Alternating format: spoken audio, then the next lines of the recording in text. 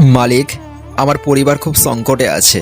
যদি আমাকে আমার বেতন থেকে সামান্য কিছু টাকা দেন তবে আমার সহ আমার পরিবারের জন্য খুব ভালো হয়।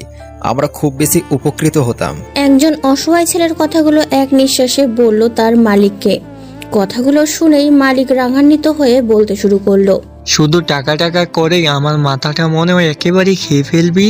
কদিন আগেই তো ঠিক এরকম কথা বলে 2000 টাকা নিয়েছিলি, আবার এসেছিস টাকা চাইতে। মালিক, সত্যি বলছি, আমার পরিবার খুব সংকটে আছে। খাওয়ার মতো বাড়িতে কিছুই নেই। প্লিজ মালিক, সামান্য কিছু টাকা দেন। এইসব ন্যাকামি কথাবার্তা আর কান্নাকাটি করে কোনো লাভ নাই। আমার কাছে এখন টাকা নেই, যা বাগ এখান থেকে, নিজের কাজ কর গিয়ে। কথাগুলো বলে মালিক আমার ঘাড় চটকিয়ে চলে গেল। আমি চোখের পানি মুছে মনের ভিতর অনেকগুলো অপ্রাসিত কষ্টে জমা রেখে নিজের কাজে মন বসাতে লাগলাম। চলুন এবার কষ্ট মিশ্রিত ছেলেটির পরিচয় দেওয়া যাক। আমি নয়ন আলী নাইম, যার সাথে এতক্ষণ কথা বললাম। তিনি হলেন একজন বড় লোক। তার অনেকগুলো জমি জায়গা ও ক্ষেত লাগানো জমি আছে। আমি তার ক্ষেতে কাজ করি। মা আর ছোট বোন নিয়ে আমাদের সংসার। বাবা অনেক আগেই আমাদের ছেলে চলে গেছে। আর হ্যাঁ, আমি কাজের পাশাপাশি টুকটাক লেখাপড়াও করি। এবার এন্টার দ্বিতীয় বর্ষে। কাজ করতে করতে প্রায় 4টা বেজে গেছে। মালিককে বলে আমার বাসার দিকে যেতে লাগলাম। তখনই পিছন থেকে কাকি, মানে মালিকের স্ত্রী, ডাক দিল। এই নয়ন, শুনো। সামনে তাকিয়ে দেখি কাকি। ওনার কাছে গিয়ে বললাম, কিছু বলবেন কাকি? এই নে, এখানে 2000 টাকা আছে। সকালে তোমাদের সব কথা আমি শুনেছিলাম। ধন্যবাদ কাকি, আমার এত বড় সাহায্য করার জন্য। ধন্যবাদ দিতে হবে না। এখন থেকে কোনো কিছু লাগলে আমার কাছে আসবে, তোমার মালিকের কাছে যাবে না। এই সময় ওনার মাথা গরম আছে, কারণ ব্যবসায় লোকসান হয়েছে। ঠিক আছে। এই বলে কাকির কাছ থেকে বিদায় নিয়ে আমার বাসার উদ্দেশ্যে রওনা দিলাম। 10 মিনিটের মধ্যে বাসায় গিয়ে মাকে বলে খাওয়া দাওয়া করে বিশ্রাম নিতে আমার রুমে গেলাম। আমার পিছন পিছন মাও আমার কাছে এসে বলতে লাগলো, বাবা নয়ন, বাসা ভাড়ার টাকা জোগাড় করতে পেরেছো? এই নাও 2000 টাকা। ভাড়া তো 3000 টাকা। আপাতত 2000 টাকা দিয়ে বলবে, আর 1000 টাকা কিছুদিন পর দিব। ঠিক আছে। এই বলে মা আমার রুম থেকে বের হয়ে গেল। তখনই আমার ফোনে একটা কল আসলো। তাকিয়ে দেখি আমার ক্লাস ফ্রেন্ড মামুন ফোন দিয়েছে। ফোনটা রিসিভ করতেই ওদিক থেকে বলতে লাগলো, নয়ন, কেমন আছো? আলহামদুলিল্লাহ ভালো। তুমি? ভালো। তোমার পড়াশোনা কেমন চলছে? ভালো। তোমার? ভালোই। কলেজে এখন খুব ইম্পর্টেন্ট ক্লাস চলছে, সাথে স্যার ইম্পর্টেন্ট নোটসও দিচ্ছে। কাল থেকে কলেজে আই। জানিস তো আমার পরিবারের কথা। আমি যদি কাজ না করে ক্লাস করি তবে আমার পরিবারের কি হবে? আমার কাজের ভিত্তিতে তো আমাদের সংসার চলে। জানি রে। একটা কাজ কর, ইম্পর্টেন্ট নোটসগুলো সংগ্রহ করে আমার জন্যও রাখিস। আমি তোর কাছে গিয়ে নিয়ে আসবো। ওকে। বাই। এই বলে ফোনটা কেটে দিয়ে বিছানায় গা এলিয়ে দিলাম। কিছুক্ষণ পর বিছানা থেকে উঠে বই নিয়ে পড়তে বসলাম। পড়তে পড়তে রাত 9টা বেজে গেছে, তাই খাওয়া দাওয়া করে ঘুমিয়ে পড়লাম। মাঝরাতে হঠাৎ একটা মেয়েলি কণ্ঠে চিৎকারের আওয়াজে আমার ঘুম ভেঙে গেল। ধড়পড়িয়ে বিছানা থেকে উঠে রুমের বাল্বটা জ্বালিয়ে আমার ফোনটা হাতে নিয়ে জানালার কাছে গিয়ে বাইরে দেখতে লাগলাম, কারণ চিৎকারটা ঠিক আমার জানালার ওপাশ থেকে এসেছিল। জানালা দিয়ে বাইরে তাকাতেই আমি চমকে উঠি, কারণ বাইরে একটা মেয়ে ও কয়েকটা ছেলের ধস্তাধস্তি চলছে। পরক্রমেই ছেলেগুলো মেয়েটার পেটে ছুরি চালিয়ে দেয়। এই দৃশ্য দেখা মাত্রই আমি একটা চিৎকার দিয়ে বাইরে যেতে লাগলাম। আমার বাসার 3 তলায়, তাই নিচে নামতে নামতে অনেক দেরি হয়ে যায়। ছেলেগুলো পালিয়ে যায়, সাথে খুন হওয়া মেয়েটার কাছে অনেক লোকের ভিড় হয়। আমার নিচের তলার লোক সহ আশেপাশের ফ্ল্যাটের লোকগুলো খুন হওয়া মেয়েটার চারপাশ ঘিরে ধরে রয়েছে। আমি ভিড় ঠেলে লাশটার একদম কাছে গেলাম। লাশের সারা শরীরে রক্ত আর ধস্তাধস্তির দাগ ফুটে উঠেছে। মেয়েটাকে আমরা কেউ চিনি না বা কখনো দেখিনি। ইতিমধ্যেই পুলিশ এসে লাশটাকে পর্যবেক্ষণ করে পোস্টমর্টমের জন্য নিয়ে যায়। আর সাংবাদিকেরা এসে মিথ্যা খবর বানিয়ে সোশ্যাল মিডিয়ায় নিজেদের স্বার্থে লাইক ফলোয়ারের জন্য প্রকাশ করতেছে। আমি ওখানে আরও বেশ কিছুক্ষণ থেকে আমার রুমে গিয়ে শুয়ে পড়লাম। ভোর 5টায় ঘুম থেকে উঠে ফ্রেশ হয়ে জানালা দিয়ে বাইরের দৃশ্যটা দেখতেছি। পরক্ষণে মনে হলো কাল রাতে ঘটনাটা। পুলিশ পোস্টমর্টম করে কি জানতে পারলো? পুলিশ কি খুনিদের কোনো ক্লু বের করতে পারলো? এসব ভাবছি। তখনই আমার বোন নীলা আমায় জরুরি কিসের জন্য যেন ডাক দিল। আমি নীলার কাছে গিয়ে বলতে লাগলাম, কিছু বলবি? টিভির দিকে তাকা। আমি টিভির দিকে তাকাতেই দেখি সকাল 6টার সংবাদে বলতেছে, শহরে একজন বিজনেসম্যানের পেটে ছুরি মেরে হত্যা করেছে, সাথে তার মেয়েকেও তুলে নিয়ে গিয়ে অন্য জায়গায় ঠিক একই রকমভাবে হত্যা করেছে। কে বা কারা খুন করেছে তা এখনো জানা যায়নি। পুলিশ তল্লাশি চালাচ্ছে, খুব শীঘ্রই খুনিদের খুঁজে বের করে গঠনমূলক শাস্তি দিবে। খবরটা শুনে আমি বড় একটি নিঃশ্বাস ছাড়লাম। কাল রাতে যে মেয়েটাকে আমাদের এখানে খুন করেছে, এই মেয়েটার বাবাকেও তাহলে কালকেই খুন করা হয়েছে। তখনই মা আমার কাছে এসে বলতে লাগলো, নয়ন, বাবা সাবধানে থাকবে, দেশের অবস্থা ভালো না। ঠিক আছে মা, অত চিন্তা করা লাগবে না। এই বলে খাওয়া দাওয়া করে মালিকের বাসার দিকে যেতে লাগলাম। মালিকের বাসায় পৌঁছে মালিকের সাথে কিছুক্ষণ কথা বলে খেতে কাজে লেগে পড়লাম। আমি কাজ করতেছি, হঠাৎ দেখলাম দুটি মেয়ে আমার পাশে থাকা ছোট্ট রাস্তা দিয়ে যাচ্ছে। রাস্তাটা একদম পিছলে। একটা মেয়ে হাঁটতে হাঁটতে পা পিছলে কাদায় পড়ে যেতে লাগলো। আমি দৌড়ে গিয়ে মেয়েটাকে ধরলাম যেন সে না পড়ে। মেয়েটা আমার থেকে ছাড়িয়ে নিয়ে ঠাস ঠাস করে আমার গালে জোরে কয়েকটা থাপ্পড় মারলো আর বলতে লাগলো, উফ ওয়াক, এই ছোট লোক, তুই আমাকে ধরলি কেন? আমি না ধরলে আপনি তো পা পিছলে কাদায় পড়ে যেতেন। আমি পড়ে যেতাম, তবে তোর কি? তুই আমাকে তোর ওই নোংরা হাতে ধরলি কেন? কাদায় পড়ে যায় ভালো, তবে তোদের মতো ফকিনি ছোট লোকদের নোংরা হাতের ছোঁয়া অনেক খারাপ। মানুষের সাহায্য করাও অপরাধ, যার জন্য করলাম চুরি, এখন সেই বলে আমি চোর। হাই রে দুনিয়া। সরি ম্যাডাম, আমার ভুল হয়েছে, পারলে ক্ষমা করে দিবেন। এই বলে আমি নিজের কাজে মনোযোগ দিলাম। অন্যদিকে মেয়েটা গজগজ করতে করতে অন্য মেয়েটাকে নিয়ে চলে যেতে লাগলো। কেন যে এদের মতো মডার্ন বড় লোকদের এত ভাব একমাত্র আল্লাহই জানে। বিকাল 4টায় কাজ শেষ করে মালিকের বাসায় গিয়ে দেখি সকালকার মেয়ে দুটি আর কাকি মিলে বসে গল্প করতেছে। সকালকার পিছলে যাওয়া মেয়েটি আমাকে দেখে বলতে লাগলো, কি রে, আমাকে ফলো করে এখানে এসেছিস? তখনই কাকি বলতে লাগলো, এসব কি বলতেছিস তাসনিয়া? নয়ন কেন তোকে ফলো করে এখানে আসবে? নয়ন তো আমাদের খেতে কাজ করে। তাহলে মেয়েটার নাম তাসনিয়া? খেতে কাজ করে তো এখানে বাসার ভিতর এই কামরাটা কি করতেছে? এখন 4টা বাজে, ওর কাজ শেষ হয়েছে, তাই আমাকে বলে ওর বাসাতে যাবে। তবে তাসনিয়া, তুমি ছেলেটাকে কামলা বলছো কেন? ও তো আমাদের মতো মানুষ, ওরও তো একটা সুন্দর নাম আছে। কামলাদেরকে আমি কামলা বলে ডাকি, কামলাদের আবার সুন্দর নাম। চল রে, রুমে চল। আমি মাথা নিচু করে দাঁড়িয়ে আছি। কাকি আমার দিকে তাকিয়ে বলতে লাগলো, নয়ন, তাসনিয়ার কথায় কিছু মনে করো না, ওর নানুর বাসায় থেকে ওখানকার ছেলে মেয়েদের মতো আচরণ করতেছে। না কাকি, কিছু মনে করিনি। এই বলে কাকির কাছ থেকে বিদায় নিয়ে আমার বাসার দিকে যেতে লাগলাম। বাসায় গিয়ে গোসল করে খাওয়া দাওয়া করে মামুনকে ফোন দিলাম। রিং হচ্ছে। ফোনটা ধরতে ওদিক থেকে বলতে লাগলো, দোস্ত কেমন আছিস? আলহামদুলিল্লাহ ভালো, তুই? প্রেমিকার প্যারে কি ভালো থাকা যায়? প্রেম করার আগে ভেবেছিলাম প্রেম মনে হয় অনেক মজা থাকে, এখন বুঝতে পেরেছি মজা নাকি অন্য কিছু। আমি জ্বলতেছি আর তুই হাসতেছিস। একটা বিশেষ কথা বলি তোকে। কি এমন বিশেষ কথা? দোষ, কলেজে 2টা নতুন মেয়ে ভর্তি হয়েছে। তো আমার কি? আরে পুরো কথা শোন আগে। একটা মেয়ে অপরূপ সুন্দর, দেখতেও যেমন পড়াশোনাও তেমন ট্যালেন্টেড, একদম তোর মতোই। আমি যদি মনিরার সাথে প্রেম না যেতাম তবে এর সাথেই প্রেম করতাম। মনিরার আগে এই মেয়েটা কেন যে এলো না, হায় আফসোস। চুপ সালা লুচ্চা, এসব লুচো কথা বাদ দে। তোকে যে জন্য ফোন দিয়েছি, ইম্পর্টেন্ট নোটসগুলো কি তোর কাছে আছে? আছে, তুই আমার বাসায় এসে নোটসগুলো নিয়ে যা। ওকে, এক্ষুনি রওনা দিচ্ছি। তুই তোর বাসা থেকে আবার অন্য কোথাও যাস না? তুই নিশ্চিন্তে আয়। ওকে। এই বলে ফোনটা কেটে দিয়ে মামুনের বাসার দিকে রওনা দিলাম। আমার বাসা থেকে ওর বাসা প্রায় 1 কিলোমিটার দূরে, তাই হেঁটে হেঁটে যাচ্ছি। মামুনের বাসায় যেতে একটা নির্জন রাস্তা পড়ে। আমি নির্জন রাস্তাটা দিয়ে হাঁটতেছি। হঠাৎ একটা লোকের বাঁচাও বাঁচাও চিৎকার এসে আমার কানে পড়ল। আমি চিৎকারটা অনুসরণ করে ছুটতে লাগলাম। ছুটতে ছুটতে একটা পুরনো বিল্ডিং এর সামনে এসে আমি দাঁড়িয়ে পড়লাম, কারণ বিল্ডিং এর ভিতর থেকে চিৎকারটা আসতেছে।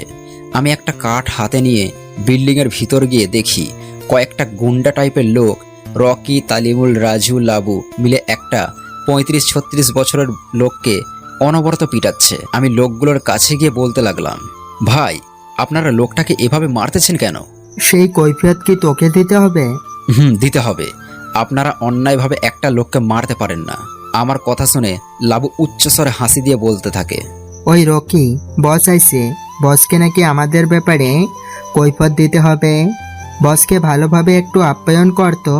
লাবু এই কথা বলা মাত্রই রকি, তালিমুল, রাজু হাতে লাঠি নিয়ে আমাকে মারতে আসলো।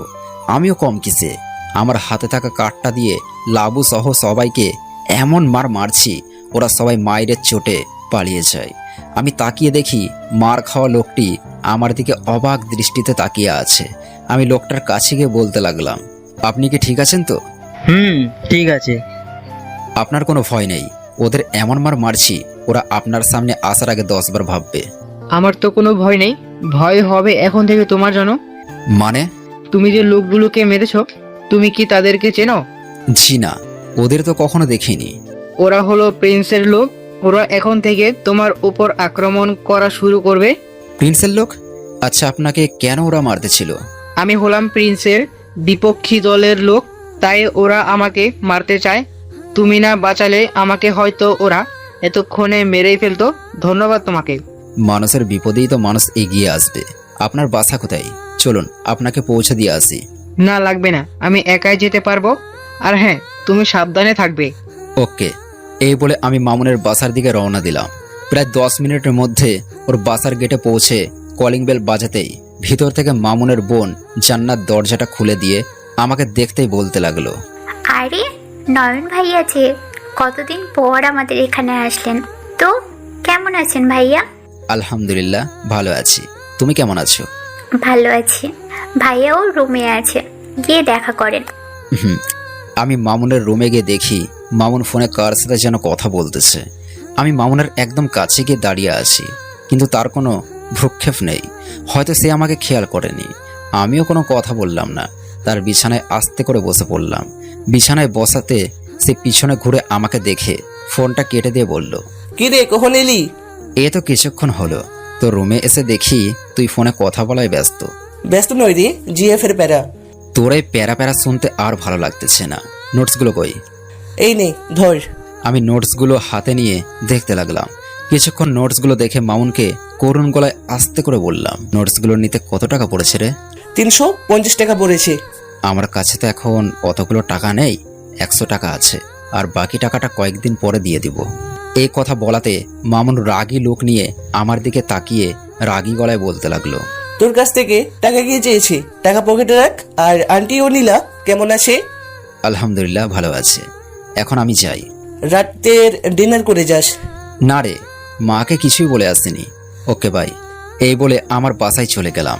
বাসায় গিয়ে খাওয়া দাওয়া করে ঘুমিয়ে পড়লাম। প্রতিদিনের মতো সকাল থেকে ঘুম থেকে উঠে খাওয়া দাওয়া করে মালিকের বাসায় চলে গেলাম। কাল রাতে বৃষ্টি হয়েছিল, তাই রাস্তাঘাট পিছল হয়ে গেছে। আমি মালিকের বাসায় গিয়ে মালিকের সাথে কথা বলে আমার কাজে যাচ্ছি। তখনই হঠাৎ পিছলে কিসের উপর যেন পড়লাম। তাকিয়ে দেখি মালিকের মেয়ে তাসনিয়া। আমি ধর পড়িয়ে তাসনিয়ার উপর থেকে উঠতে তাসনিয়া ঠাস ঠাস করে আমার গালে কষে কয়েকটা থাপ্পড় মারলো আর উচ্চস্বরে চিল্লিয়ে বলতে লাগলো, কুত্তার বাচ্চা, দেখে চলতে পারিস না? মেয়ে মানুষ দেখলে কি ধাক্কা উপরে পড়তে মন চায়? ম্যাডাম, মাটি পা পিছলে গিয়েছিলাম, তাই নিজেকে কন্ট্রোল করতে না পেরে। থাম, আর বলতে হবে না। তোদের মতো ফকিনি কামলাদের আমি ভালো করে চিনি। আজই তোকে আমাদের বাসা থেকে বের করে দেব। প্লিজ ম্যাডাম, এরকম করবেন না। আমি সত্যি পা পিছলে পড়ে গেছি, বিশ্বাস করেন। তখনই মালিক বাইরে বের হয়ে তাসনিয়াকে বলতে লাগলো, তাসনিয়া মামুনি, কি হয়েছে? আর তোর কপালে কাদা কেন? তাসনিয়া স্যাড লোক নিয়ে কান্নামাখা কণ্ঠে বলতে লাগলো, পাপ্পা, এই কুত্তা অশিক্ষিত মূর্খ কামলার বাচ্চা কামলাটা আমাকে ধাক্কা দিয়ে কাদায় ফেলে দিয়েছে। বিশ্বাস করুন মালিক, আমি ইচ্ছে করে এমন করিনি, পা পিছলে এমনটা হয়েছে। পাপ্পা, এই কামলাটা মিথ্যা কথা বলতেছে। ওকে আমাদের বাসা থেকে বের করে দাও। তাসনিয়া মামুনি, তুমি এখান থেকে যাও, আমি এই কুত্তার বাচ্চাটাকে উচিত শিক্ষা দিতে আসি। মালিকের কথায় তাসনিয়া চলে গেল। আর হ্যাঁ, ইতিমধ্যে কাকি সহ রিয়া মেয়েটু এখান থেকে উপস্থিত হয়েছে। মালিক তার প্যান্টের বেল খুলে আমার দিকে আসতে লাগলো। তখনই কাকি বলতে লাগলো, কি করছো? ছেলেটাকে মারবে নাকি? হয়তো সে ভুল করেছে, তাকে ক্ষমা করে দাও। কাকির কথায় মালিক কোনো উত্তর না দিয়ে আমার কাছে এসে বেল দিয়ে উড়াধরা পিটাতে লাগলো আর বলতে লাগলো, তোর এত বড় সাহস, তুই আমার মেয়েকে ধাক্কা মেরে কাদায় ফেলে দিয়েছিস? তোকে আজকেই মেরে ফেলবো। আমি মায়ের ব্যথায় উচ্চস্বরে কান্না করছি আর বলতেছি, মালিক বিশ্বাস করেন, আমি ইচ্ছে করে এমন করিনি, কিন্তু মালিক আমার কথায় পাত্তা না দিয়ে মেরেই চলতেছে। এদিকে কাকি মালিককে থামাতে প্রচুর চেষ্টা করতেছে।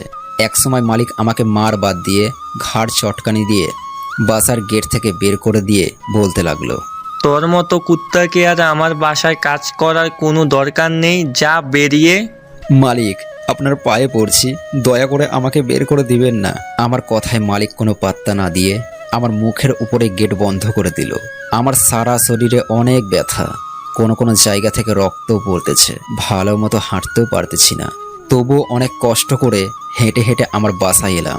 মা আমাকে এমন অবস্থায় দেখে উচ্চস্বরে একটা চিৎকার দিয়ে দৌড়ে আমার কাছে এসে কান্নামাখা কণ্ঠে বলতে লাগলো, নয়ন বাবা, তোর এ কি অবস্থা হয়েছে? কে তোকে এরকম ভাবে মেরেছে? মায়ের কথায় কোনো জবাব না দিয়ে আস্তে আস্তে হেঁটে গিয়ে একটা চেয়ার টেনে নিয়ে ধপ করে চেয়ারে বসে পড়লাম। মা আমার পিছনে পিছনে আসলো। আমাকে চুপ করে থাকা দেখে আবার বলতে লাগলো, কি হয়েছে বাবা? আমাকে সবকিছু খুলে বল। কে তোকে এরকম ভাবে মেরেছে? আমি কিছুক্ষণ চুপ করে থেকে মায়ের দিকে তাকিয়ে দেখি মায়ের চোখ থেকে পানি পড়তেছে। আমি মাকে উদ্দেশ্য করে আমার সাথে ঘটে যাওয়া সবকিছু কথা বললাম। আমার কথাগুলো শুনে মা বলতে লাগলো, বড় লোকরা কখনোই আমাদের মতো মানুষদের বুঝে না। এখনই তোর মালিকের কাছে গিয়ে প্রতিবাদ করব। মা, যা হবার হয়েছে এসব ভুলে যাও, আর নীলাকে এই বিষয়ে কিছু বলো না, ও কষ্ট পাবে। ঠিক আছে, তুই ফ্রেশ হয়ে শুয়ে পড়। এই বলে আমি ফ্রেশ হয়ে আমার রুমে গিয়ে বিছানায় গা এলিয়ে দিলাম। শুনেছি ঘুমালে নাকি মন পরিষ্কার হয়, কিন্তু যখনই চোখ দুটো বন্ধ করতেছি তখনই আমার চোখের সামনে ভেসে আসছে তাসনিয়ার মিথ্যা কথা আর মালিকের করা অপমান। আর ঘুমাতে চেষ্টা না করে ভাবতেছি এখন কি কাজ করে আমাদের সংসারটা চালাবো। তখনই মনে পড়লো মামুনের কথা। ফোনটা হাতে নিয়ে মামুনকে ফোন দিলাম। রিং হচ্ছে। ফোনটা ধরতেই ওদিক থেকে বলতে লাগলো, কি ব্যাপার নয়ন, হঠাৎ এই সময় ফোন দিলি? কিছু না, তোর সাথে জরুরি কিছু কথা ছিল, দেখা করতে পারবি? পারবো, তবে তোর কণ্ঠটা যেন কেমন কেমন লাগতেছে। তেমন কিছু না, সামান্য একটুর জন্য এসেছে। ও, আমি তোর বাসায় এদিকে আছি, তোর বাসায় আসতেছি। Okay I. এই বলে ফোনটা কেটে দিয়ে শুয়ে আছি। কিছুক্ষণ পর মামুন আসলো। মামুন এসে আমার দিকে কিছুক্ষণ তাকিয়ে থেকে বলল, নয়ন, তোর মুখে হাতে মায়ের দাগ কেন? কি হয়েছে? কই কিছুই তো হয়নি। আমি তোকে বলতে বলেছি সবকিছু খুলে বল। আমি মামুনকে সবকিছু খুলে বললাম। লক্ষ্য করলাম মামুনের চোখ থেকে পানি পড়তেছে। মামুন আমার সব কথা শুনে রেগে বলল, তোর মালিকের বাসা কই? আমাকে নিয়ে চল। মামুন শান্ত হ, এসব কথা বাদ দাও। তোমাকে যে জন্য ডেকেছি, আসলে আমার একটা কাজ দরকার। যে কোনো কাজ হলে চলবে। কাজ তো অনেক আছে। আচ্ছা, তুই কি ক্লাস 5-এর শিক্ষার্থীদের টিউশনি করাতে পারবি? পারবো। কয়েক মাস আগেও তো করেছিলাম। তাহলে তো কোনো সমস্যা নেই। কালকে সুস্থ হলে কলেজে আসবি, ওখানে সব কথা পাকাপাকি হবে। ওকে, থ্যাঙ্কস দোস্ত। বন্ধুদের মাঝে নো সরি নো থ্যাঙ্কস। ভালো থেকো, বাই। এই বলে মামুন চলে গেল। শুয়ে শুয়ে আজকের দিন চলে গেলে সূর্যটা মেঘের আড়ালে ডুবে গেল। চারদিকে অন্ধকার নেমে এলো। রাতের খাবার খেয়ে ঘুমিয়ে পড়লাম। পরের দিন সকালে ঘুম থেকে উঠে ফ্রেশ হয়ে খাবার টেবিলে গিয়ে খাওয়া দাওয়া শেষ করে মাকে বললাম, আমি একটা টিউশনের খোঁজ পেয়েছি, আজ থেকে টিউশনি করাবো। মা খুশি হলো। আমি আমার রুমে গিয়ে কলেজের ব্যাগটা কাঁধে নিয়ে হেঁটে হেঁটে কলেজের দিকে যেতে লাগলাম। আমাদের বাসা থেকে কলেজ বেশি দূরে না, প্রায় 15 দিন পর আজকে কলেজে যাচ্ছি। কলেজের গেটে পৌঁছে দেখি মামুন দাঁড়িয়ে আছে। আমি গেটের সামনে যেতেই মামুন আমার কাছে আসলো। দুজনে গল্প করতে করতে কলেজের ভিতরে গেলাম। কলেজের মাঠ দিয়ে ক্লাসের দিকে যাচ্ছি। হঠাৎ পিছন থেকে কয়েকটি ছেলে এসে আমার কলার চেপে ধরলো। পিছনে তাকাতেই আমি অবাক, কারণ পিছনে লাবু সহ ওর দলবল দাঁড়িয়ে আছে, আর লাবু আমার কলার ধরে আছে। কালকের চেয়ে আজকে অনেক লোক এসেছে। লাবু আমার কলার ধরে ট্রেনে টেনে কলেজের মাঠের সামনে নিয়ে যেতে লাগলো। আমি অবাক চোখে লাবুর দিকে তাকিয়ে আছি, আর মামুন লাবুদের উদ্দেশ্যে বলতে লাগলো, আরে ভাই, এ কেমন অভদ্রতা! নয়নের কলার ধরে কোথায় নিয়ে যাচ্ছেন? সেই কৈফিয়ত কি তোকে দিতে হবে? আর হ্যাঁ, আমাদের মাঝখানে আসিস না, আমরা কিন্তু প্রিন্স ভাইয়ের লোক। মামুন লাবুর মুখ থেকে প্রিন্স নামটা শোনা মাত্রই তার মনের ভিতর এক অজানা ভয় জমা হলো। কারণ প্রিন্স কোনো সাধারণ মানুষ নয়, প্রিন্স হলো আন্ডারওয়ার্ল্ডের কিং। সে ইচ্ছা করলে পুরো দেশটাকে কাঁপাতে পারে। মামুন দৌড়ে গিয়ে লাবুর পায়ে পড়ে বলতে লাগলো, ভাই নয়ন যদি কোনো ধরনের ভুল করে থাকে তাহলে এবারের মতো তাকে মাফ করে দিন। ওর ভুল কোনো ক্ষমা নেই, ওর জন্য আমরা আমাদের চিরশত্রুকে মারতে পারিনি। প্লিজ ভাই, এবারের মতো ওকে মাফ করে দিন। ওর হয়ে আমি বলছি, আর কখনো আপনাদের কোনো কাজে বাধা দিতে আসবে না। লাবু কিছুক্ষণ কি যেন ভেবে আমার কলার ছেড়ে দিয়ে বলতে লাগলো, ঠিক আছে, এবারের মতো ওকে ক্ষমা করে দিলাম। নেক্সট টাইম যদি আমাদের মাঝে আসে তখন কিন্তু আর ছেড়ে দিব না। এই বলে লাবু ও তার দলবল চলে যেতে লাগলো। এদিকে মামুন রাগী লোক নিয়ে আমার কাছে এসে বলতে লাগলো, নয়ন, তুই প্রিন্সের লোকেদের সাথে ভেজাল্লাই জড়াইতেছিস কেন? তুই ওদেরকে চিনিস না, ওরা কত ডেঞ্জারাস লোক। আরে ভাই, তোর চোখের সামনে যদি একটা নির্দোষ লোককে কেউ মারে তখন তোর কেমন লাগবে বলতো? তাই বলে তুই প্রিন্সের লোকেদের সাথে ভেজাল দিয়ে জড়াবি? এসব কথা বাদ দে, ক্লাসে চল। এই বলে ক্লাসে গিয়ে মামুন আর আমি ফার্স্ট বেঞ্চে বসলাম। ইতিমধ্যে স্যারও ক্লাসে এসে ক্লাস হাজিরা ডাকতে শুরু করলো। Roll number 1। Yes sir. প্রায় 16 দিন পর আমার উপস্থিতি দেখা স্যার অবাক দৃষ্টিতে আমার চোখের দিকে তাকিয়ে বলল, নয়ন, 16 দিন পর হঠাৎ আজকে ক্লাসে? আমি কিছু না বলে মাথা নিচু করে দাঁড়িয়ে আছি। হঠাৎ পিছন থেকে মেয়েলি কণ্ঠে বলে উঠল, স্যার, এত আমাদের বাসায় কামড়া দিয়েছিল। এই কথা বলা মাত্রই গোটা ক্লাসরুমে হাসির রুল পড়ে গেল। আমি পিছনে ঘুরতে অবাক, কারণ পিছনে তাসনিয়া ও রিয়া একটা সিটে বসে আছে আর কথাটা তাসনিয়াই বলেছে। স্যার তাসনিয়ার এরূপ কথা শুনে বলতে লাগলো, এসব কি বলতেছ তাসনিয়া? স্যার, যা সত্যি আমি তাই বলছি। ও এতদিন আমাদের খেতে কামড়া দিত। স্যার একটু অবাক হয়ে আমার দিকে তাকিয়ে বলতে লাগলো, নয়ন, তাসনিয়া যা বলেছে সেগুলো কি সত্য? স্যারের কথায় আমি মাথা নেড়ে হ্যাঁ জবাব দিলাম। কেন তুমি এগুলো কাজ করো? তোমার বাবা মা নেই? আমি কিছুক্ষণ চুপ করে থেকে একটা দীর্ঘ শ্বাস ছেড়ে চারদিকে সবার চোখের সাথে একটিবার পলক ফেলে বলতে লাগলাম, স্যার, আমার যখন 6 বছর বয়স তখন বাবা পৃথিবী থেকে বিদায় নেয়। আমার কোনো বড় ভাই নেই যে বড় ভাই বাবার পরে আমাদের সংসার হাল ধরবে। আমার একটা 2 বছরের ছোট বোন ছিল। আমাদের 2 ভাই বোনের মুখের দিকে তখন মা নিজেই পরিস্থিতির প্রেক্ষাপটে সংসারে হাল ধরে। মা মানুষের বাসায় কাজ করে আমাদের সংসার চালাতেন। এইভাবেই কেটে যেতে লাগলো কয়েকটি বছর। আমরা 2 ভাই বোনও বড় হতে লাগলাম। আমি যখন ক্লাস 7-এ উঠলাম এরই মাঝে মা অসুস্থ হয়ে পড়ল। ডাক্তার বলেছে ভারী কাজ করার জন্য মায়ের কিডনির সমস্যা হয়েছে, কিন্তু ভয়ের কিছুই নেই, মেডিসিন খেলে সমস্যা দূর হয়ে যাবে। তখন থেকে মায়ের বিপরীতে আমাকে সংসারে হাল ধরতে হলো। কিন্তু আমার একটা স্বপ্ন ছিল, আমি লেখাপড়া করে অনেক বড় হব। তাই কাজের ফাঁকে লেখাপড়াও চালিয়ে যেতে লাগলাম। কিন্তু স্যার, এতদিন মানুষের বাসায় কাজ করে এতটুকু শিক্ষা নিতে পেরেছি যে বড়লোক বা প্রভাবশালী লোকেরা আমাদের মতো কামলাদের কোনো দাম দেয় না। পারলে নিজের দোষটুকুও আমাদের ঘাড়ে চাপাতে চায় ও আমাদের কাজের মাইনেও কম দেওয়ার চেষ্টা করে। কথাগুলো বলতে বলতে কখন যে চোখের কোণে অশ্রু জমা হয়েছে নিজেও জানি না। আমি অশ্রুগুলো হাত দিয়ে মুছে নিচের দিকে তাকিয়ে আছি। স্যার আমার কথাগুলো শুনে কিছুক্ষণ চুপ করে থেকে বলতে লাগলো, নয়ন, তুমি সংসার চালিয়ে আবার নিজের পড়াশোনাও চালাও।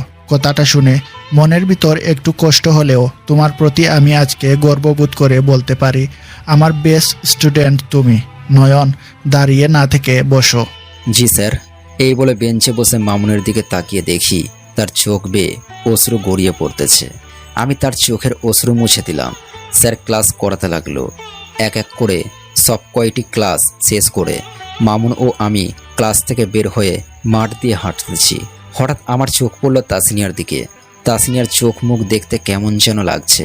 মনে হচ্ছে কারো সাথে হয়তো কোনো রাগ হয়েছে বা কেউ তাকে হয়তো প্রচুর হয়রানি করেছে। তখনই মামুন বলে উঠল, নয়ন, তাহলে তাসনিয়া তোর নিয়ে মিথ্যা কথা বলে তোকে তাদের বাসা থেকে বের করে দিয়েছে? কেন? মেয়েটাকে দেখতে অনেক সুন্দর, কিন্তু ভিতরটা খুব বদমেজাজি, ভাবতেই কেমন যেন লাগছে। ওসব বাদ দে, টিউশনের খবর কি? কখন থেকে পড়াতে হবে? টিউশনটা অন্য একজনকে দিয়েছে। তুই আর আমি কাল থেকে কলেজে সিএম কোর্সিং এর ছাত্রদের কোর্সিং করাবো। ভালো, কিন্তু তুই কেন কোর্সিং করাবি? তোর সাথে থাকতে আমাকে খুব ভালো লাগে রে। তাই নাকি? যখন আমি বিয়ে করে বাসর ঘরে যাব তখন তুইও আমার সাথে আসিস, কেমন? তুই যদি বলিস তাহলে যেতে পাবো।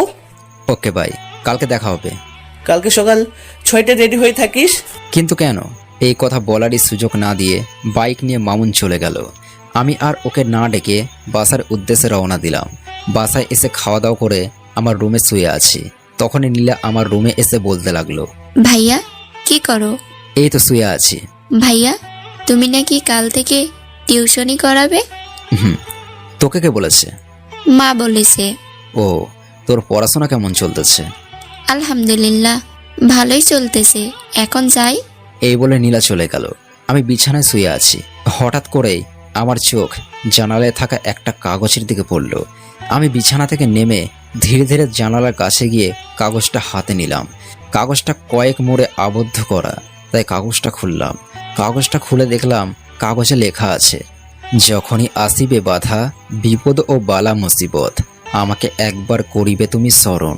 আমি যেথায় থাকি আর যা কিছুই নাই বা করি, তোমার সাহায্য আসিব যায়ও যদি জীবন। লেখাগুলো পড়ে আমি অবাক হয়ে দাঁড়িয়ে আছি। কে লিখতে পারে এই লেখাগুলো? আমার সাহায্যে কেই বা আসবে আমার কাছে? মামুন ছাড়া তো কেউ আমার সাহায্য এগিয়ে আসবে না, কিন্তু মামুন কেন এগুলো লিখে আমার জানালার পাশে রেখে যাবে? মাথায় কিছু ঢুকতেছে না। আমি কাগজটা হাতে নিয়ে আমার বিছানার পাশে বসে লেখাগুলো দেখতে লাগলাম। এগুলো কার লেখা হতে পারে? বেশ কিছুক্ষণ লেখাগুলো দেখার পরেও আন্দাজ করতে পারলাম না যে লেখাগুলো কার। হয়তো অজানা কোনো লোকের হবে, আবার হতে পারে কাগজটাকেও ভুল করে আমার জানালার পাশে দিয়ে গেছে। আমি আর কিছু না ভেবে কাগজটা বিছানার তলে রেখে মাকে বলে বাসার বাইরে বের হয়ে একা একা আনমনে রাস্তা দিয়ে হাঁটতেছি। হঠাৎ করেই একটা গাড়ি এসে আমার সামনে ব্রেক হলো। আমি বেশ খানিকটা অবাক হলাম, কারণ আমার সামনে যে গাড়িটা ব্রেক করলো সে গাড়িটা মালিকের। তাহলে কি মালিক আমার কাছে আসলো? আমি এসব ভাবছি, তখনই গাড়ির ভিতর থেকে মেয়েলি কণ্ঠে ভেসে আসলো, অহে মিস্টার কামলা, তুই এদিকে। আমি একটু হকচকিয়ে উঠলাম। কণ্ঠটা বেশ চেনা চেনা লাগছে। এ তো মনে হচ্ছে তাসনিয়ার গলা।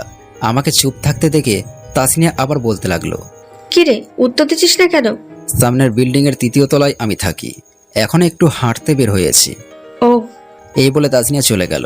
আমিও আশেপাশে কিছুক্ষণ ঘোরাঘুরি করে বাসায় এসে রাতের খাবার খেয়ে ঘুমিয়ে পড়লাম। হঠাৎ মাঝরাতে কারো চিৎকারের আওয়াজে আমার ঘুম ভেঙে গেল।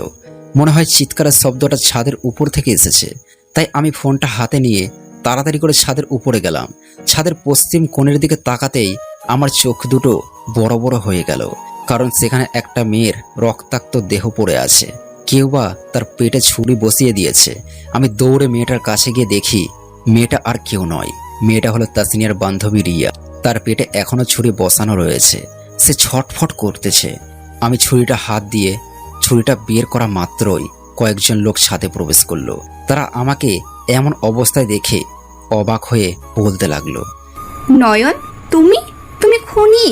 না, আমি এখানে এসে এনাকে রক্তাক্ত অবস্থায় দেখে আমাকে আর কিছু বলতে না দিয়ে ওরা বলতে লাগলো, তোমাকে অনেক ভালো মনে করছিলাম। তোমার ভালো মানসিকতার পেছনে যে একটা খুনি লুকিয়ে আছে সেটা কখনো কল্পনাই করি নাই। প্লিজ আপনারা বিশ্বাস করেন, আমি এনাকে চিনি না, আর খুনি বা কেন করব? আমি এনার চিৎকার শুনে এখানে এসে দেখি ইনি রক্তাক্ত ও ছুরিবদ্ধ অবস্থায় এখানে পড়ে আছে, তাই আমি এনার কাছে গিয়ে পেটে ছুরিটা বের করেছিলাম। তুমি কি ভাবছো তুমি এসব মিথ্যা কাহিনী বলে আমাদের মন মানসিকতা বদলাবে? না, তা পারবে না। তাছাড়া আমরা কি আমাদের নিজের চোখের দেখা দৃশ্যটাকে অবিশ্বাস করব? দাঁড়াও, এখনই পুলিশকে ফোন করতেছি। প্লিজ ভাই, আমার কথাগুলো বিশ্বাস করেন। বিশ্বাস? তোমাকে? নিজের চোখের দেখা দৃশ্যটাকে অবিশ্বাস করে তোমার মুখের কথাটাকে বিশ্বাস করব? এই, কেউ মেয়েটাকে হাসপাতালে নিয়ে চলো দ্রুত। কয়েকটা লোক মেয়েটাকে নিয়ে হাসপাতালের উদ্দেশ্যে রওনা দিল। আমার মা ও বোন আমার সম্পর্কে এসব ঘটনা শুনে ছাদে এসে আমাকে বলতে লাগলো, নয়ন বাবা, আমি জানি তুই এসব খুন খারাপের মধ্যে নেই। তোকে আমি ভালোভাবে চিনি, আমি তোর মা। হ্যাঁ মা, আমি ওই মেয়েটাকে চিনিই না, আমি কেন ওকে খুন করব? তাছাড়া মেয়েটা আবার আমার কি ক্ষতি করেছে? আমি জানি তুই এসব করতে পারিস না। ইতিমধ্যেই পুলিশ এসে সবার কাছ থেকে আমার বিষয়ে প্রমাণ নিয়ে আমাকে গ্রেফতার করলো। আমি পুলিশকে অনেক বলেছি যে আমি খুন করিনি, কিন্তু ওরা আমাকে বুঝতে বা ওরা আমার কথা শুনতে চায়নি। এদিকে আমার মা ও বোন গভীর কান্নায় ভেঙে পড়ে। পুলিশ আমাকে থানায় নিয়ে গিয়ে লকআপে ভরে দেয়। লকআপে আমার 2 দিন কেটে যায়। আজকে সকাল 10টায় আমাকে কোর্টে চালান করবে। 10টায় আমাকে লকআপ থেকে বের করে গাড়িতে বসিয়ে আদালতের উদ্দেশ্যে নিয়ে যেতে লাগলো।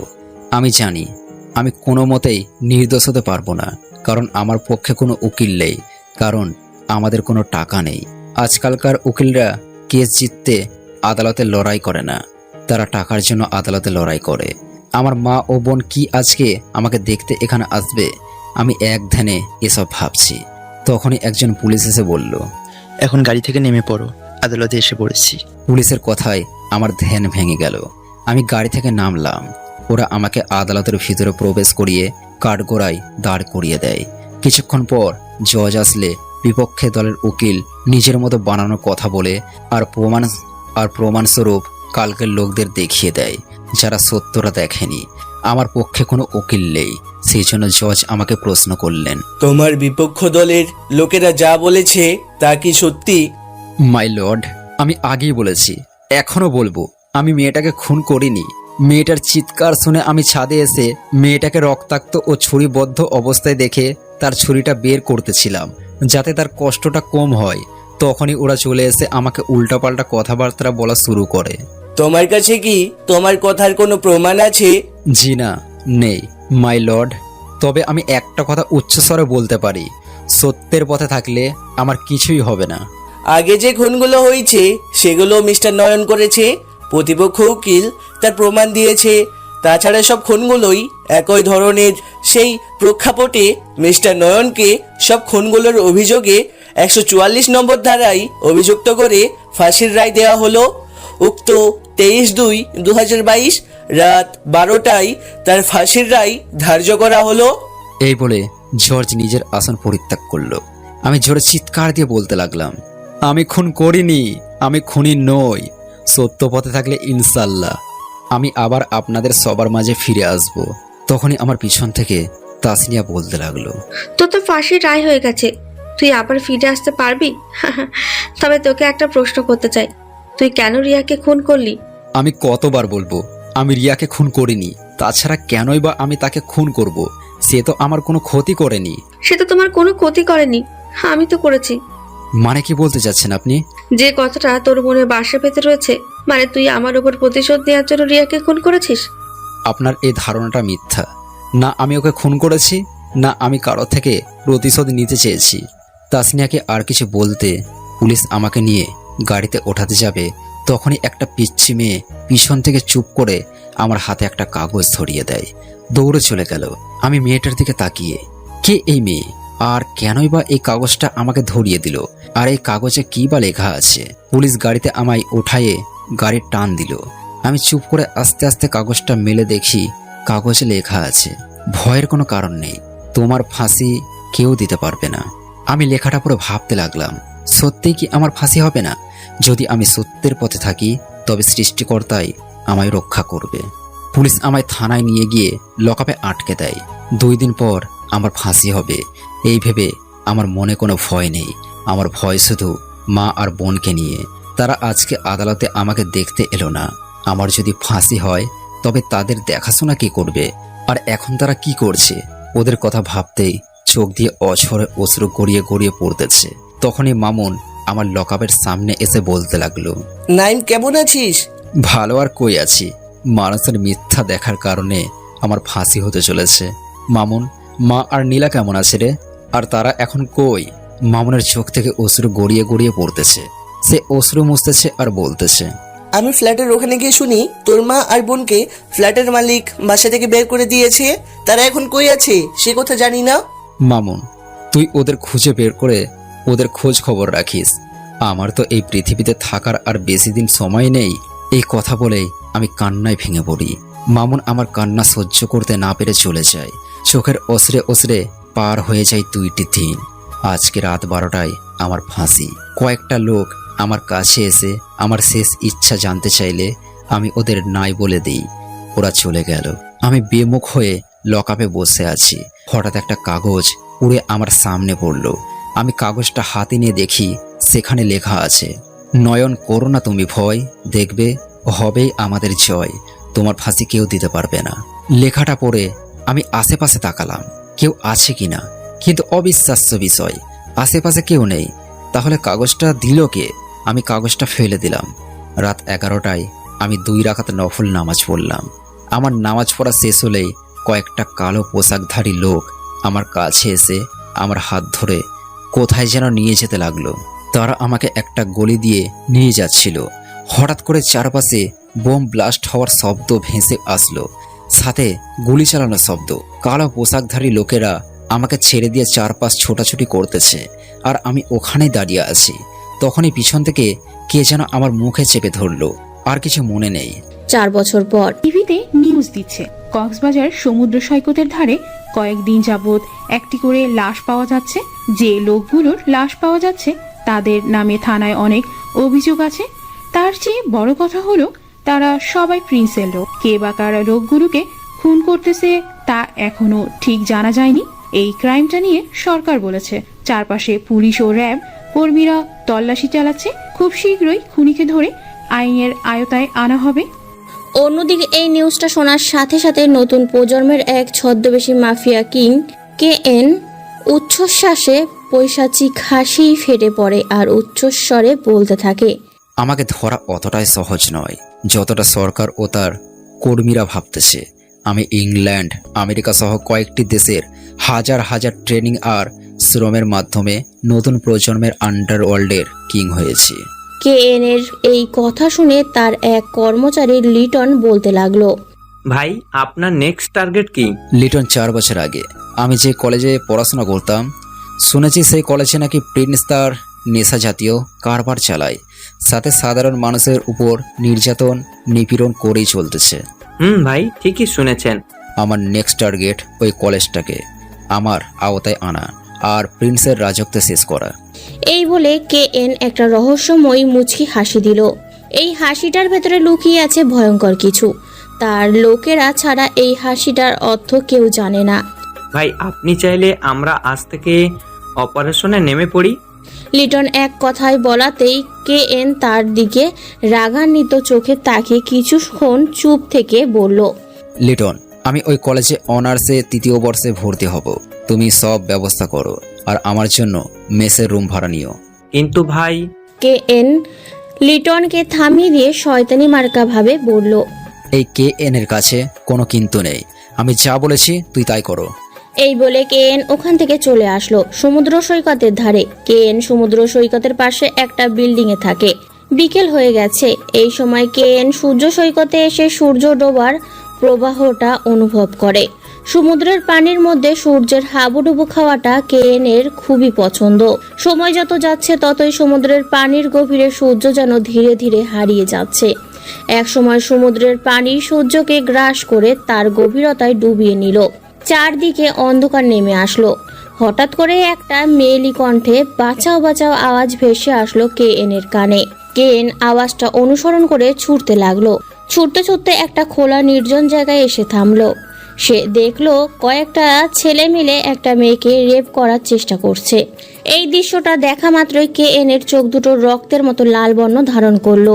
তার শ্বাস প্রশ্বাস নেওয়াটা সিংহের মতো গর্জন করতে লাগলো। সে ভূতের মাস্ক মুখে লাগিয়ে দৌড়ে গিয়ে ছেলেগুলোর সামনে দাঁড়িয়ে নিজের মাথাটা একটু ঝাঁকিয়ে বলতে লাগলো, মেয়েটাকে ডিস্টার্ব করতেছিস কেন? ছেলেগুলোর মধ্যে থেকে জিহাদ নামের একটা ছেলে বলে উঠল, তাতে তোর কি? যদি ভালো চাস তবে এখান থেকে পালা, না হলে তার ফল কিন্তু ভালো হবে না। যাব, তবে একা যাব না, মেয়েটাকে সাথে নিয়ে যাব। আরে তুই তো নায়ক হয়ে গেছিস, ভালো কথা কানে যায় না বুঝি? এই তোরা কি দেখছিস? মার কুত্তাটাকে। জিহাদের কথায় সব ছেলেগুলো আমাকে মারতে আসবে আমার দিকে এগিয়ে আসে। আমি আমার প্যান্টের পকেট থেকে রাইফেল বের করে ঠাস ঠাস করে গুলি করে ওদের সবাইকে মাটিতে শুইয়ে দিলাম। এখন শুধু জিহাদ একাই বেঁচে আছে। জিহাদ ওর সঙ্গীদের গুলিবদ্ধ দেহগুলো মাটিতে দেখেই দৌড়ে পালিয়ে যেতে লাগলো। আমি ওর পায়ে গুলি করে দিলাম। ও মাটিতে পড়ে পা ধরে কাতরাতে কাতরাতে আমাকে বলে, প্লিজ ভাই আমাকে ক্ষমা করে দে, কথা দিচ্ছি আর কোনোদিন কখনো কোনো মেয়ের দিকে চোখ তুলে তাকাবো না। মৃত্যু যখন খুব নিকটে আসে তখন ক্ষমা চেয়েও কোনো লাভ হয় না। বাই দ্য ওয়ে, এখন তোর পরপারে যাওয়ার সময় এসে গেছে। এই বলে ঠাস ঠাস করে গুলি করে ওকে পরপারে পাঠিয়ে দিলাম। আমি মেয়েটার দিকে তাকিয়ে দেখি মেয়েটা ভয়ে চুপসে গেছে। আমি মেয়েটার কাছে গিয়ে বললাম, এত রাতে এখানে কি করেন? আমি সামনের বিল্ডিং এর 4র্থ তলায় থাকি। এদিকে একটু হাঁটতে আসছিলাম, হঠাৎ করে ওরা এসে। আর কখনো একা একা কোথাও যাবেন না, আশেপাশের অবস্থা খুবই খারাপ। এই বলে আমি আমার বাসায় এসে আমার ল্যাপটপটা অন করে আমার 10টা নকল পরিচয়পত্র বানালাম। তারপর লিটনকে ফোন করে বললাম নির্জন জায়গার লাশগুলো যেন সমুদ্রের ধারে ফেলে দেওয়া আছে। এখন রাত 8টা বাজে। রাতের খাওয়া দাওয়া করে শুয়ে আছি। চোখে কেন জানি আজকে ঘুম নেই। মা আর বোনের কথা মনে পড়তেছে। তারা কেমন আছে? আর তারা হয়তো আমাকে ভুলেই গেছে। ওদের কথা মনে উঠতেই নিজের অজান্তেই চোখ থেকে কয়েক ফোঁটা অশ্রু গড়িয়ে পড়ল। আমি আর শুয়ে না থেকে বিছানা থেকে উঠে ব্যালকনিতে দাঁড়িয়ে আনমনে বাইরের দিকে তাকিয়ে আছি আর মা ও বোনের কথা ভেবে নীরবের চোখের অশ্রু ফেলছি। কিছুক্ষণ এভাবে দাঁড়িয়ে থেকে বিছানায় গিয়ে গা এলিয়ে দিলাম। সকাল 7টায় ঘুম ভাঙল। ঘুম থেকে উঠে ফ্রেশ হয়ে নাস্তা করে ব্যালকনিতে দাঁড়িয়ে সিগারেট টানছি। হঠাৎ করে পিছন থেকে কে যেন আমার ঘাড়ে হাত রাখলো।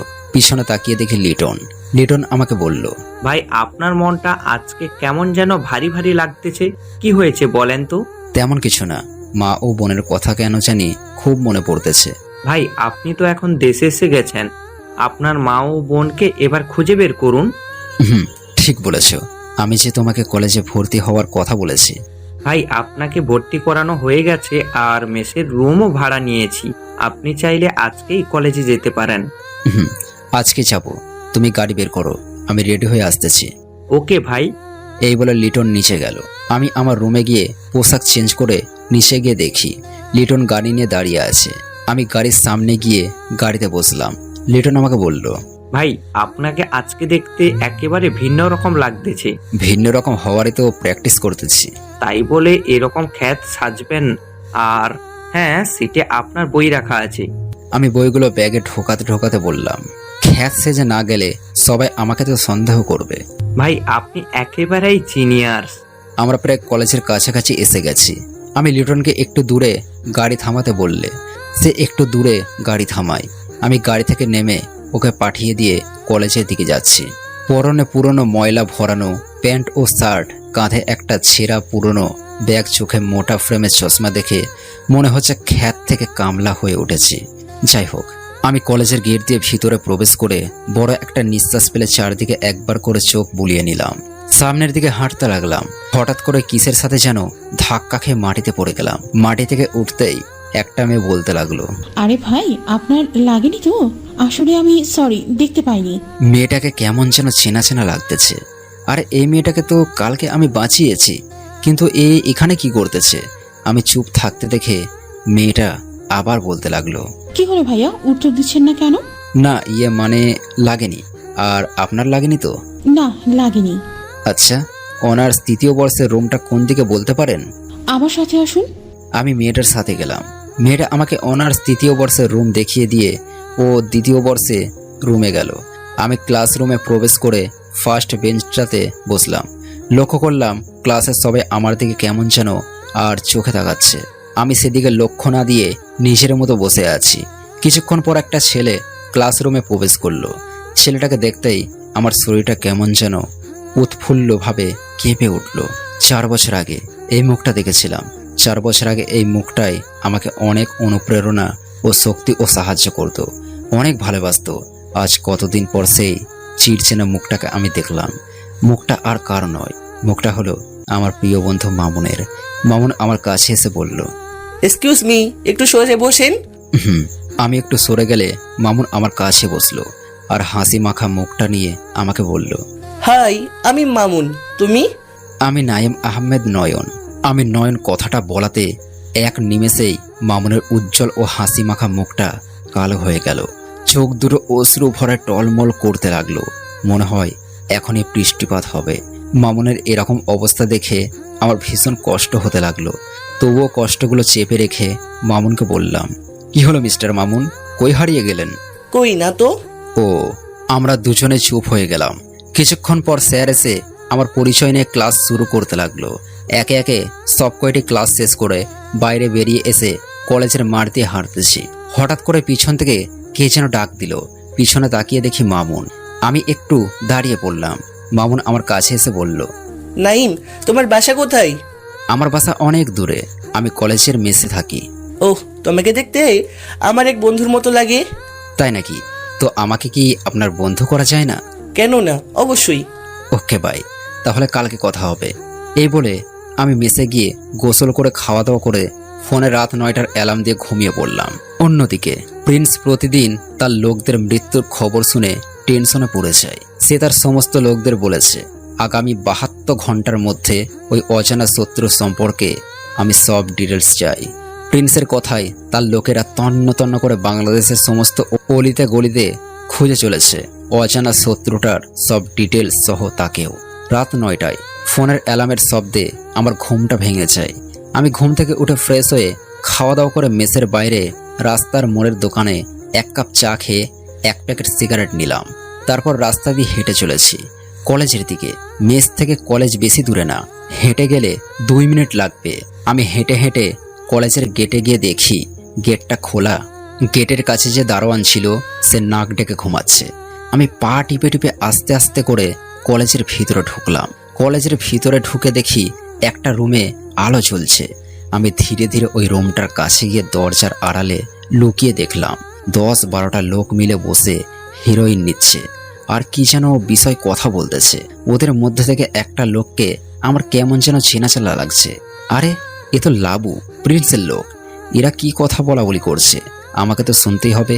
সাকিব নামে একটা ছেলে লাবুকে বলতে লাগলো, লাবু ভাই, শুনছি দেশে নাকি নতুন এক কিং এসেছে। সে নাকি প্রতিদিন আমাদের লোকেদের মেরেই চলছে। ঠিকই শুনেছিস, কিন্তু ওই কিং প্রিন্স ভাইয়ের হাত থেকে আর বেশি দিন বাঁচতে পারবে না। ভাই ঠিকই বলেছেন, ওই নতুন কিং এর মরার সময় হয়ে গেছে। আমি ওদের এসব কথা শুনতেছি ও মুচকি মুচকি হাসতেছি আর মনে মনে বলতেছি আমার মরার সময় নয়, বরং প্রিন্সের আর তার লোকদের মরার সময় এসে গেছে। আমি আর ওখানে না থেকে মেসে এসে শুয়ে পড়লাম। সকাল 7টায় ঘুম থেকে উঠে ফ্রেশ হয়ে খাওয়া দাওয়া করে কালকের মতো ঢিলা ঢালা প্যান্ট ও শার্ট, মোটা ফ্রেমের চশমাটা আর পুরাতন একটা ব্যাগ নিয়ে কলেজের দিকে যেতে লাগলাম। কলেজের গেট দিয়ে ভিতরে ঢুকে চারপাশে একবার চোখ বুলিয়ে নিয়ে ক্লাসের দিকে যেতে লাগলাম। তখনই পিছন থেকে মেয়েলি কণ্ঠে কে যেন মিস্টার কামলা বলে ডাক দিল। আমি ডাকটা শুনে বেশ চমকে গেলাম। তাহলে কি কলেজের সবাই আমাকে চিনে ফেলেছে? না, আমাকে তো কেউই চিনতে পারবে না।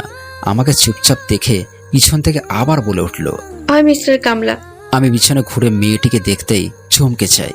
এই মেয়েটা তো হলো তাসনিয়া। ও কি তাহলে আমাকে চিনে ফেলেছে? আমি আমার মনটাকে বোঝালাম যে আমাকে কেউ চিনতে পারবে না, কেননা আগের চেয়ে আমার চেহারা অনেকটাই বদলে গেছে। ধরনটা আগের মতো হলেও কেউ চিনতেই পারবে না। আমি তাসনিয়াকে উদ্দেশ্য করে বললাম, জি আপু, আমাকে বলছেন? তোকেই ডাকতেছে। এখানে তুই ছাড়া কি কামলা টাইপের কেউ আছে? আচ্ছা, তুই কি কলেজে নতুন? জি আপু, আমি নতুন, কালকেই এই কলেজে ভর্তি হয়েছি। ও, তুই কি আমাকে চিনিস? আমি কে? জি না। আমি হলাম এই বিভাগের উচ্চ ও সবচেয়ে টপ বিজনেসম্যান রফিক আজাদের মেয়ে। কলেজের সবাই আমাকে সম্মান দিয়ে চলে, সবাই আমার কথা মতো চলে। আজ থেকে তুইও আমাকে সম্মান দিয়ে চলবি। জি আপু। এখন যা, যখন দরকার হবে তখন তোকে ডাকবো। এই বলে যখনই আমি চলে যাব তখনই ঠাস ঠাস করে তাসনিয়া আমার গালে কষে কয়েকটা থাপ্পড় মারলো। আমি মাথা নিচু করে দাঁড়িয়ে বললাম, আপু, আমাকে মারলেন কেন? তোকে মারবো না তো আদর করবো? যখন আমার এখান থেকে চলে যাবি তখন যে সালাম দিতে হবে এইটুকু জানিস না? এখন আমাকে সালাম দিয়ে এখান থেকে চলে যা। আমি মাথা নিচু করে তাসনিয়াকে সালাম দিয়ে ক্লাসের দিকে যেতে লাগলাম। ক্লাসের দিকে যাচ্ছি, মুচকি মুচকি হাসছি আর মনে মনে বলছি, মিস তাসনিয়া, আমাকে তুই যদি চিনতি তবে এরকম থাপ্পড় মারা তো দূরের কথা, আমার সাথে উঁচু গলায় কথা বলারও সাহস পেতি না। আমি ক্লাসরুমে গিয়ে দেখি মামুন প্রথম সিটে বসে আছে। আমি যাওয়াতে মামুন একটু সরে বসলো। আমি সিটে বসে মামুনকে বললাম, কেমন আছো? ভালো, তুমি কেমন আছো? আলহামদুলিল্লাহ ভালো আছি।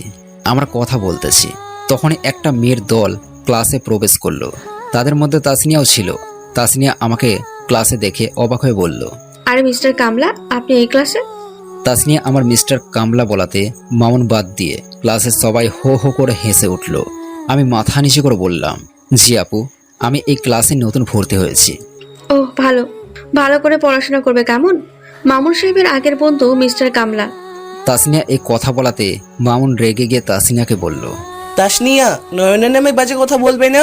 কুল ডাউন মামুন সাহেব। সরি মিস্টার কামলা। মামুন সাহেবের প্রিয় বন্ধু নয়নের মতো আবার কাউকে খুন করে না। সে কিন্তু তোমার মতোই কামলা ও হাবাগোবা ছিল। তার ওই হাবাগোবার মধ্যে যে একটা খুনি লুকিয়ে থাকবে সেটা কখনোই ভাবিনি। সে আমার বান্ধবী রিয়াকে তার বাসায় কিডন্যাপ করে নিয়ে গিয়ে ধর্ষণ করে খুন করে দিয়েছে। পরবর্তীতে তার ফাঁসি হয়ে গেছে। তোমার মধ্যে যদি এমন কোনো খারাপ মতলব থাকে তাহলে এখান থেকে চলে যাও, নাহলে তোমারও ফাঁসি হয়ে যেতে পারে, বুঝলে? তাসনিয়ার কথা অনেক উত্তর আমার কাছে আছে, তবুও তাকে উত্তরগুলো না দিয়ে মাথা নিচু করে দাঁড়িয়ে আছি আর মনে মনে বলতেছি, চাইলে তোমার কথার উত্তর এখানে দিতে পারি, কিন্তু না, ওই উত্তরটা দেওয়ার আগে আসল খুনি কে সেটা বের করতে হবে। তাসনিয়ার কথায় মামুন কিছু না বলে ছল ছল চোখে ছিটে বসে আছে। ওকে দেখে মনে হচ্ছে ওর মতো অসহায় মনে হয় পৃথিবীতে আর কেউ নেই। ইতিমধ্যেই স্যার ক্লাসে আসলো আর তাসনিয়া গিয়ে তার সিটে বসলো। স্যার এসে ক্লাস করাতে লাগলো। সব ক্লাস শেষ করে বাইরে বের হয়ে মেসের দিকে যাচ্ছি, তখনই আমার চোখ আটকে গেল তাসনিয়ার আর লাবুর দিকে। আমি দেখতেছি তাসনিয়া আর লাবু কি নিয়ে যেন কথা কাটাকাটি করছে। একসময় তাসনিয়া লাবুর গালে কষে একটা থাপ্পড় মেরে বসে আর লাবুর আগে ফুঁসতে ফুঁসতে ওখান থেকে চলে যায়। আমি আর ওদিকে লক্ষ্য না দিয়ে মেসে গিয়ে খাওয়া দাওয়া করে কিছুক্ষণ ঘোরাঘুরি করে রাত 10টার অ্যালার্ম দিয়ে ঘুমিয়ে পড়লাম। রাত 10টায় ঘুম ভাঙলো। ঘুম থেকে উঠে খাওয়া দাওয়া করে মেসের বাইরে আম গাছের নিচে বসে সিগারেটের ধোঁয়া মুক্ত বাতাসে উড়াচ্ছি আর 4 বছর আগের কথাগুলো ভাবছি। হঠাৎ করে একটা মেয়েলি কণ্ঠে চিৎকারের শব্দ এসে আমার কানে পড়ল। প্রথমবার কোনো কেয়ার করলাম না। পরের বার যখন চিৎকার শুনতে পারলাম তখন আর নিজেকে আটকাতে পারলাম না। মনে হচ্ছে হয়তো কেউ বিপদে পড়েছে। তাই আমি তাড়াতাড়ি আমার মেস রুমে গিয়ে রাইফেল আর আমার ভূতের মাস্কটা নিয়ে বেরিয়ে পড়লাম চিৎকারটা অনুসরণ করে। চিৎকারটা কলেজের ভিতর থেকে আসছে, তাই আমি কলেজের দিকে গেলাম। কলেজের গেটে গিয়ে দেখি দারোয়ান সেখানে নেই আর গেটটা খোলা। আমি মাস্কটা পরে রাইফেলটা হাতে নিয়ে কলেজের ভিতরে গিয়ে দেখি গতকালকে রুমটাতে আলো জ্বলছে আর ওই রুমটা থেকেই চিৎকারটা আসতেছে। আমি দ্রুত গতিতে রুমটার কাছে গিয়ে শুনতে পেলাম লাবু তাসনিয়াকে বলতেছে, ওই শালি 4 বছর আগে তোর বান্ধবী রিয়াকে যেমনভাবে ধর্ষণ করে মেরে ফেলেছি, আজ তোকেও ঠিকই ওরকমভাবে মারব। তার মানে সেদিন তুই রিয়াকে মেরে ফেলেছিস? আমি মেরে ফেলেছি। সেদিন তুই রিয়াকে মেরেছিস আর আমি নয়নকে দোষারোপ করেছি। ছি ছি ছি ছি, আমি যে অনেক বড় ভুল করেছি। এসব সি মরার পরে করিস। এই বলে লাবু তাসনিয়ার উপর ছাপিয়ে পড়বে, তখনই কেউ একজন লাবুর নাক বরাবর দিল একটা ঘুষি। লাবু ছিটকে গিয়ে কিছুটা দূরে পড়ে গেল আর রুমটাতে থাকা লাবুর ছেলেপেলেরা আমার দিকে এগিয়ে আসলে আমি ঠাস ঠাস করে গুলি করে ওদের মাটিতে শুইয়ে দিলাম। তারপর লাবুর দিকে এগিয়ে যেতে লাগলাম। লাবু আমাকে বলতে লাগলো, প্লিজ আমাকে মারবেন না, আমি আপনার তো কোনো ক্ষতি করিনি। আমার ক্ষতি করিসনি? তুই আমার অনেক বড় একটা ক্ষতি করেছিস। এই বলে লাবুকে ও গুলি করে মেরে ফেললাম। তারপর পিছনে তাকিয়ে দেখি তাসনিয়া দাঁড়িয়ে ভয়ে কান্না করতেছে। আমি তাসনিয়াকে উদ্দেশ্য করে বলতে লাগলাম, আর কোনো ভয় নেই, চলুন আপনাকে আপনার বাসায় পৌঁছে দিয়ে আসি। আমি একাই যেতে পারবো। আর আপনি কে? আমি কে এন। এই কথা বলা মাত্রই তাসনিয়ার শরীর থর থর করে কাঁপতে শুরু করলো। তাসনিয়ার এরকম অবস্থা দেখে আমার হাসি পেতে লাগলো। কোনো মতে হাসিটা চেপে রেখে ওকে বললাম, আমাকে ভয় পাওয়ার কোনো দরকার নেই। এই বলে আমি মেসে গিয়ে লিটনকে ফোন করে লাবুর লাশটিকে আমার টাইটেল দিয়ে কলেজের মাঝে একটা গাছে লটকাতে বললাম। তারপর রুমে গিয়ে শুয়ে পড়লাম। অন্যদিকে তাসনিয়া নিজের বাসায় গিয়ে রুমের মধ্যে শুয়ে 4 বছর আগে নিজের করা ভুলগুলো আত্মসমালোচনা করে আল্লাহর কাছে দোয়া করতে লাগলো। বিনা কারণে সে একজন নিরপরাধ লোকের উপর অনেক অত্যাচার করে, হয়তো তার ভুলের কোনো ক্ষমা নেই। তবুও সে নিজের দোষগুলো আল্লাহর কাছে স্বীকার করে ক্ষমা প্রার্থনা করে ঘুমিয়ে পড়ল। পরের দিন সকাল 8টায় আমার ঘুম ভাঙল। ঘুম থেকে উঠতেই শুনতে পেলাম বাইরে কিসের যেন কোলাহল হচ্ছে। বাইরে গিয়ে দেখি মেসের কয়েকজন ছেলে পেলে একত্রিত হয়ে কি যেন নিয়ে কথা বলতেছে। আমি জানি কি নিয়ে কথা হচ্ছে, তবুও না জানার ভান করে ওখানে থাকা ছেলেগুলোর মধ্যে জীবন নামে একটা ছেলেকে বলতে লাগলাম, কি হয়েছে জীবন ভাই, এত সকালে উঠে চিল্লাচিল্লি করতেছেন কেন?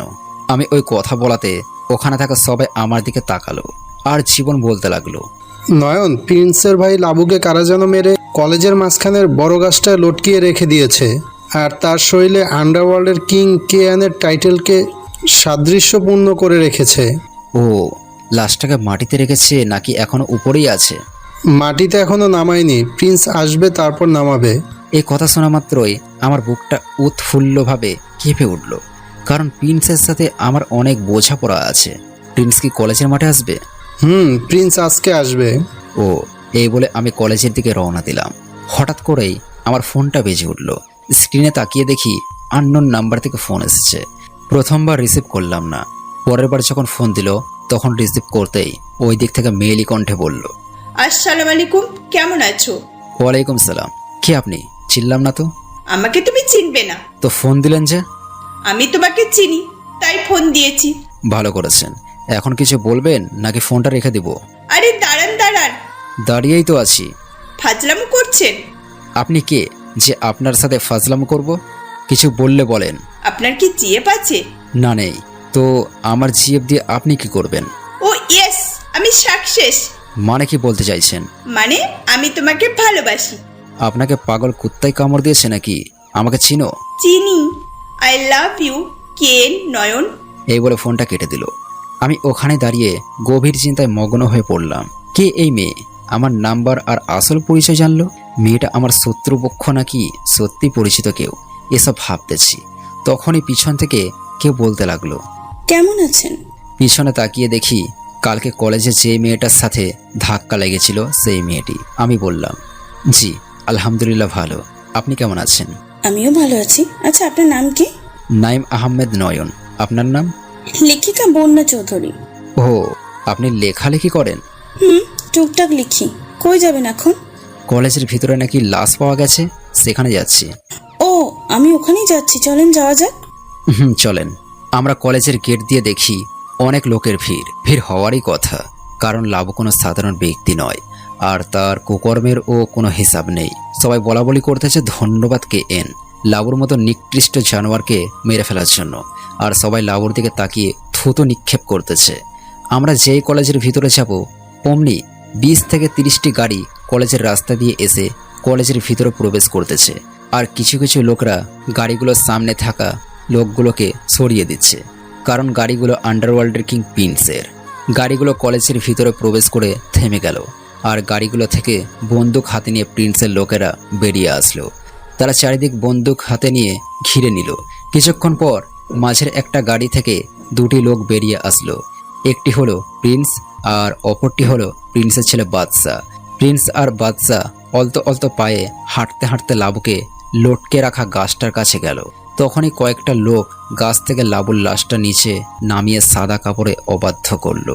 প্রিন্স হাঁটু গেড়ে বসে লাবুর লাশটিকে একজন দেখে দাঁড়িয়ে পড়ল আর উচ্চস্বরে হুঙ্কার ছেড়ে বলতে লাগলো, KN, আমি জানি তুই এখানে আসিস। শুনে রাখ, আমার ভাইকে মারার পরিণাম কিন্তু খুবই খারাপ হবে।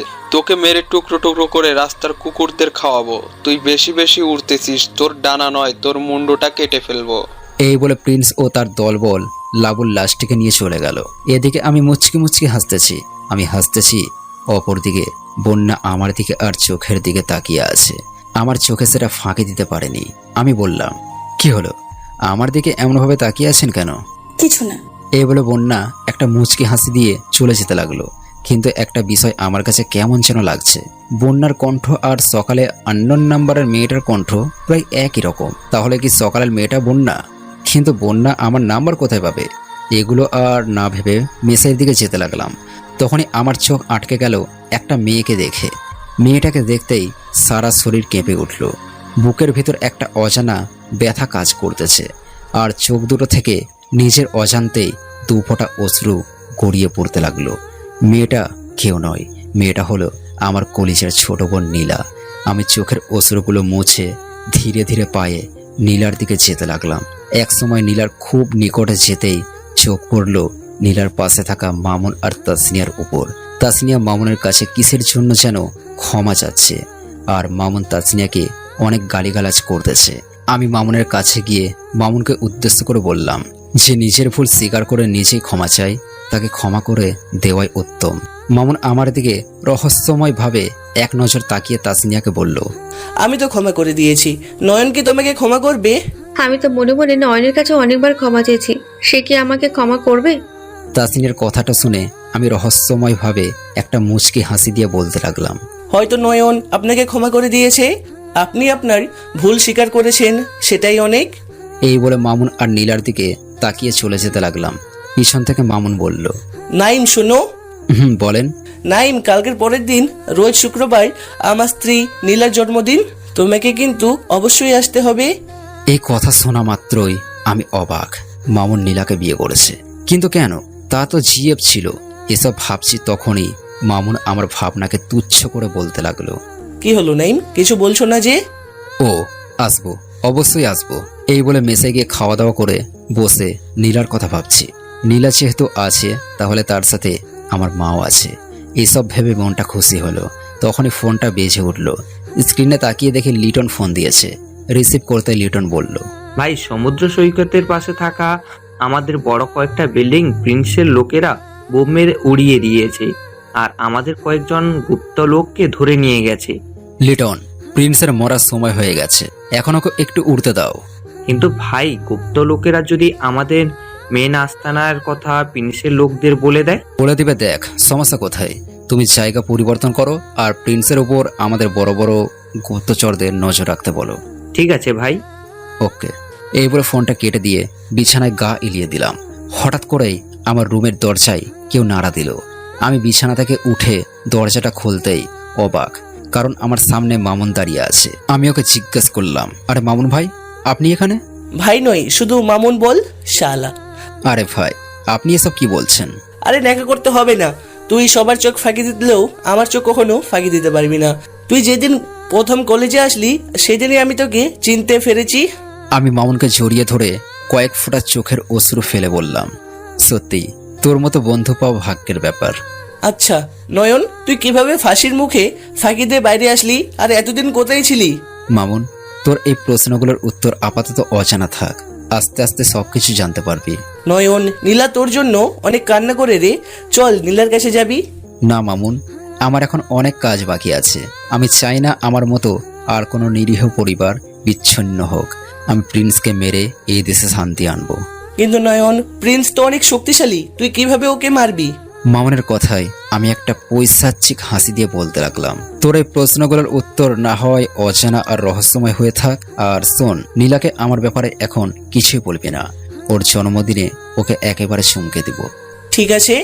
তোর সাথে আমার কিছু বোঝাপড়া আছে, নীলার জন্মদিনে সেই বোঝাপড়া করব। এখন যা। আমার কথাটা শুনে মামুন একটা মুচকি হাসি দিয়ে চলে যেতে লাগলো। মামুন হয়তো বোঝাপড়া ব্যাপারটা বুঝতে পেরেছে। মামুন চলে গেল। আমিও মেসের বাইরে বের হয়ে রাস্তার মোড়ে একটা চায়ের দোকানে গিয়ে চা খাচ্ছি। হঠাৎ করে দোকানের ভিতর নীল শাড়ি ম্যাচিং ব্লাউজ সাথে ম্যাচিং চুড়ি পরা একটা মেয়ে প্রবেশ করলো। মেয়েটা দেখতেই আমার বুকের ভিতরটা উৎফুল্লভাবে কেঁপে উঠল। মেয়েটাকে আমি চিনি, এর আগেও আমাদের দেখা হয়েছিল, কিন্তু আগের দেখা আর এখনকার দেখার মধ্যে একটা গভীরতা আছে। আগের মেয়েটাকে তেমনভাবে দেখিনি, কিন্তু আজকে মেয়েটাকে দেখতে অসম্ভব সুন্দর লাগছে। আমার অবস্থা একেবারে ক্রাশ খাওয়ার মতো। মেয়েটা আর কেউ নয়, সে হলো বন্যা। কিন্তু আমি কি দেখছি, বন্যা তো আমার দিকে আসতেছে। বন্যা আমার কাছে এসে বলতে লাগলো, কি ব্যাপার, আপনি আমার দিকে এইভাবে হাঁ করে কি দেখছেন? কই কিছু না তো। আর আপনি এখানে? বন্যা একটু মুচকি হাসি দিয়ে বলতে লাগলো, সামনে আমার আন্টিরা বসা, এদিক দিয়ে যাচ্ছিলাম, হঠাৎ চোখ পড়লো আপনার দিকে, তাই একটু খোঁজ নিতে আসলাম। বন্যা কথা বলতেছে আর আমি তার দিকে অপলক দৃষ্টিতে তাকিয়ে আছি। আর হাসিটা আমার কাছে পূর্ণিমার চাঁদের মতো লাগতেছে। আমি হয়তো তার ওই মুচকি হাসিটার মায়ায় পড়ে গেছি। মনে হচ্ছে আমি তার ওই মায়া বিময় মুচকি হাসিটার গভীরতার গভীর তলে হারিয়ে যাই। আমি বন্যার দিকে তাকিয়ে এসব ভাবতেছি। আমার ভাবনা ধারায় ব্যাঘাত ঘটিয়ে সে বলতে লাগলো, ও হ্যালো মিস্টার নাইম, কি এত ভাবতেছেন? কই কিছু না তো। ওকে বাই, কালকে কলেজে দেখা হচ্ছে। বাই, ভালো থাকবেন। হুম। এই বলে বন্যা চলে যেতে লাগলো। আমি ওর চলে যাওয়ার দিকে তাকিয়ে আছি। বন্যা আমার চোখের আড়াল হতেই আমি দাঁড়িয়ে দোকানের ভাড়াটা মিটিয়ে মেসে গিয়ে বিছানায় গা এলিয়ে দিলাম। একটা লম্বা ঘুম। হঠাৎই ফোনের রিংটনে আমার ঘুমটা ভেঙে গেল। ঘুম ঘুম চোখে ফোনটা হাতে নিয়ে স্ক্রিনে তাকিয়ে দেখি সকালের সেই আননোন নাম্বার মেয়েটি ফোন দিয়েছে। প্রথমবার ইচ্ছে করে ফোনটা কেটে দিলাম, পরের বার রিসিভ করেই বলতে লাগলাম, সমস্যা কি আপনার? আমাকে বারবার ফোন দিচ্ছেন কেন? রাগ দেখাচ্ছ কেন? একটা কথা বলছি, ভালোভাবে শুনুন। জি, কি বলবেন তাড়াতাড়ি বলেন। আমি লিক পার্কের সামনে দাঁড়িয়ে আছি, তুমি তাড়াতাড়ি রেডি হয়ে এখানে আসো। আমি যাব? পাগল হয়েছেন নাকি? না, আমি যেতে পারবো না। আর আপনি কে যে আপনার কথায় আমি সেখানে যাব? আমি তোমার কে পার্কের এখানে আসলেই বুঝতে পারবে। আমি অপেক্ষায় আছি, আশা করি এখানে আসবে। এই বলে মেয়েটা ফোন কেটে দিল। ইচ্ছা না থাকা সত্ত্বেও রেডি হয়ে মেসের বাইরে বের হয়ে একটা রিক্সা ডেকে পার্কের সামনে এসে রিক্সার ভাড়াটা মিটিয়ে আশেপাশের দিকে একবার চোখ বুলিয়ে নিলাম। ফোনটা বের করে যে মেয়েটাকে ফোন করব, অমনি পিছন থেকে কেউ আমার ঘাড়ে হাত রাখলো। আমি কিছুটা চমকে উঠে পিছনে তাকিয়ে দেখি বোরকা পরা একটা মেয়ে আমার সামনে দাঁড়িয়ে আছে। মেয়েটা হিজাব করায় তার মুখটা দেখা যাচ্ছে না। আমি চুপ করে মেয়েটার দিকে তাকিয়ে আছি। মেয়েটা আমাকে বলল, কেমন আছো? আলহামদুলিল্লাহ ভালো। কে আপনি? তুমি অন্ধ নাকি? কেন? আমি অন্ধ হতে যাব কেন? এই যে তোমার সামনে একটা জ্যান্ত মেয়ে মানুষ দাঁড়িয়ে আছে, তবুও তুমি বলছো কে আপনি? আমি সেটা বলতে চাইনি, আসলে আপনার পরিচয়টা জানতে চেয়েছি। ওহো, সে কথা তুমি একটু ক্লিয়ার ভাব করে বলতে পারতে। শোনো, আপাতত আমার পরিচয়টা এখন তোমাকে দিতে আমি পারবো না, তাই আমার পরিচয় জেনে কোনো লাভ নেই। আপনার পরিচয় আমার না জানলেও চলবে, তো আমাকে এখানে ডেকে আনার কারণটা কি? আপনাকে ভালোবাসি তো তো এখানে ডেকে এনেছি। ভালোবাসেন? আপনি আমাকে চেনেন আমি কে? চিনি।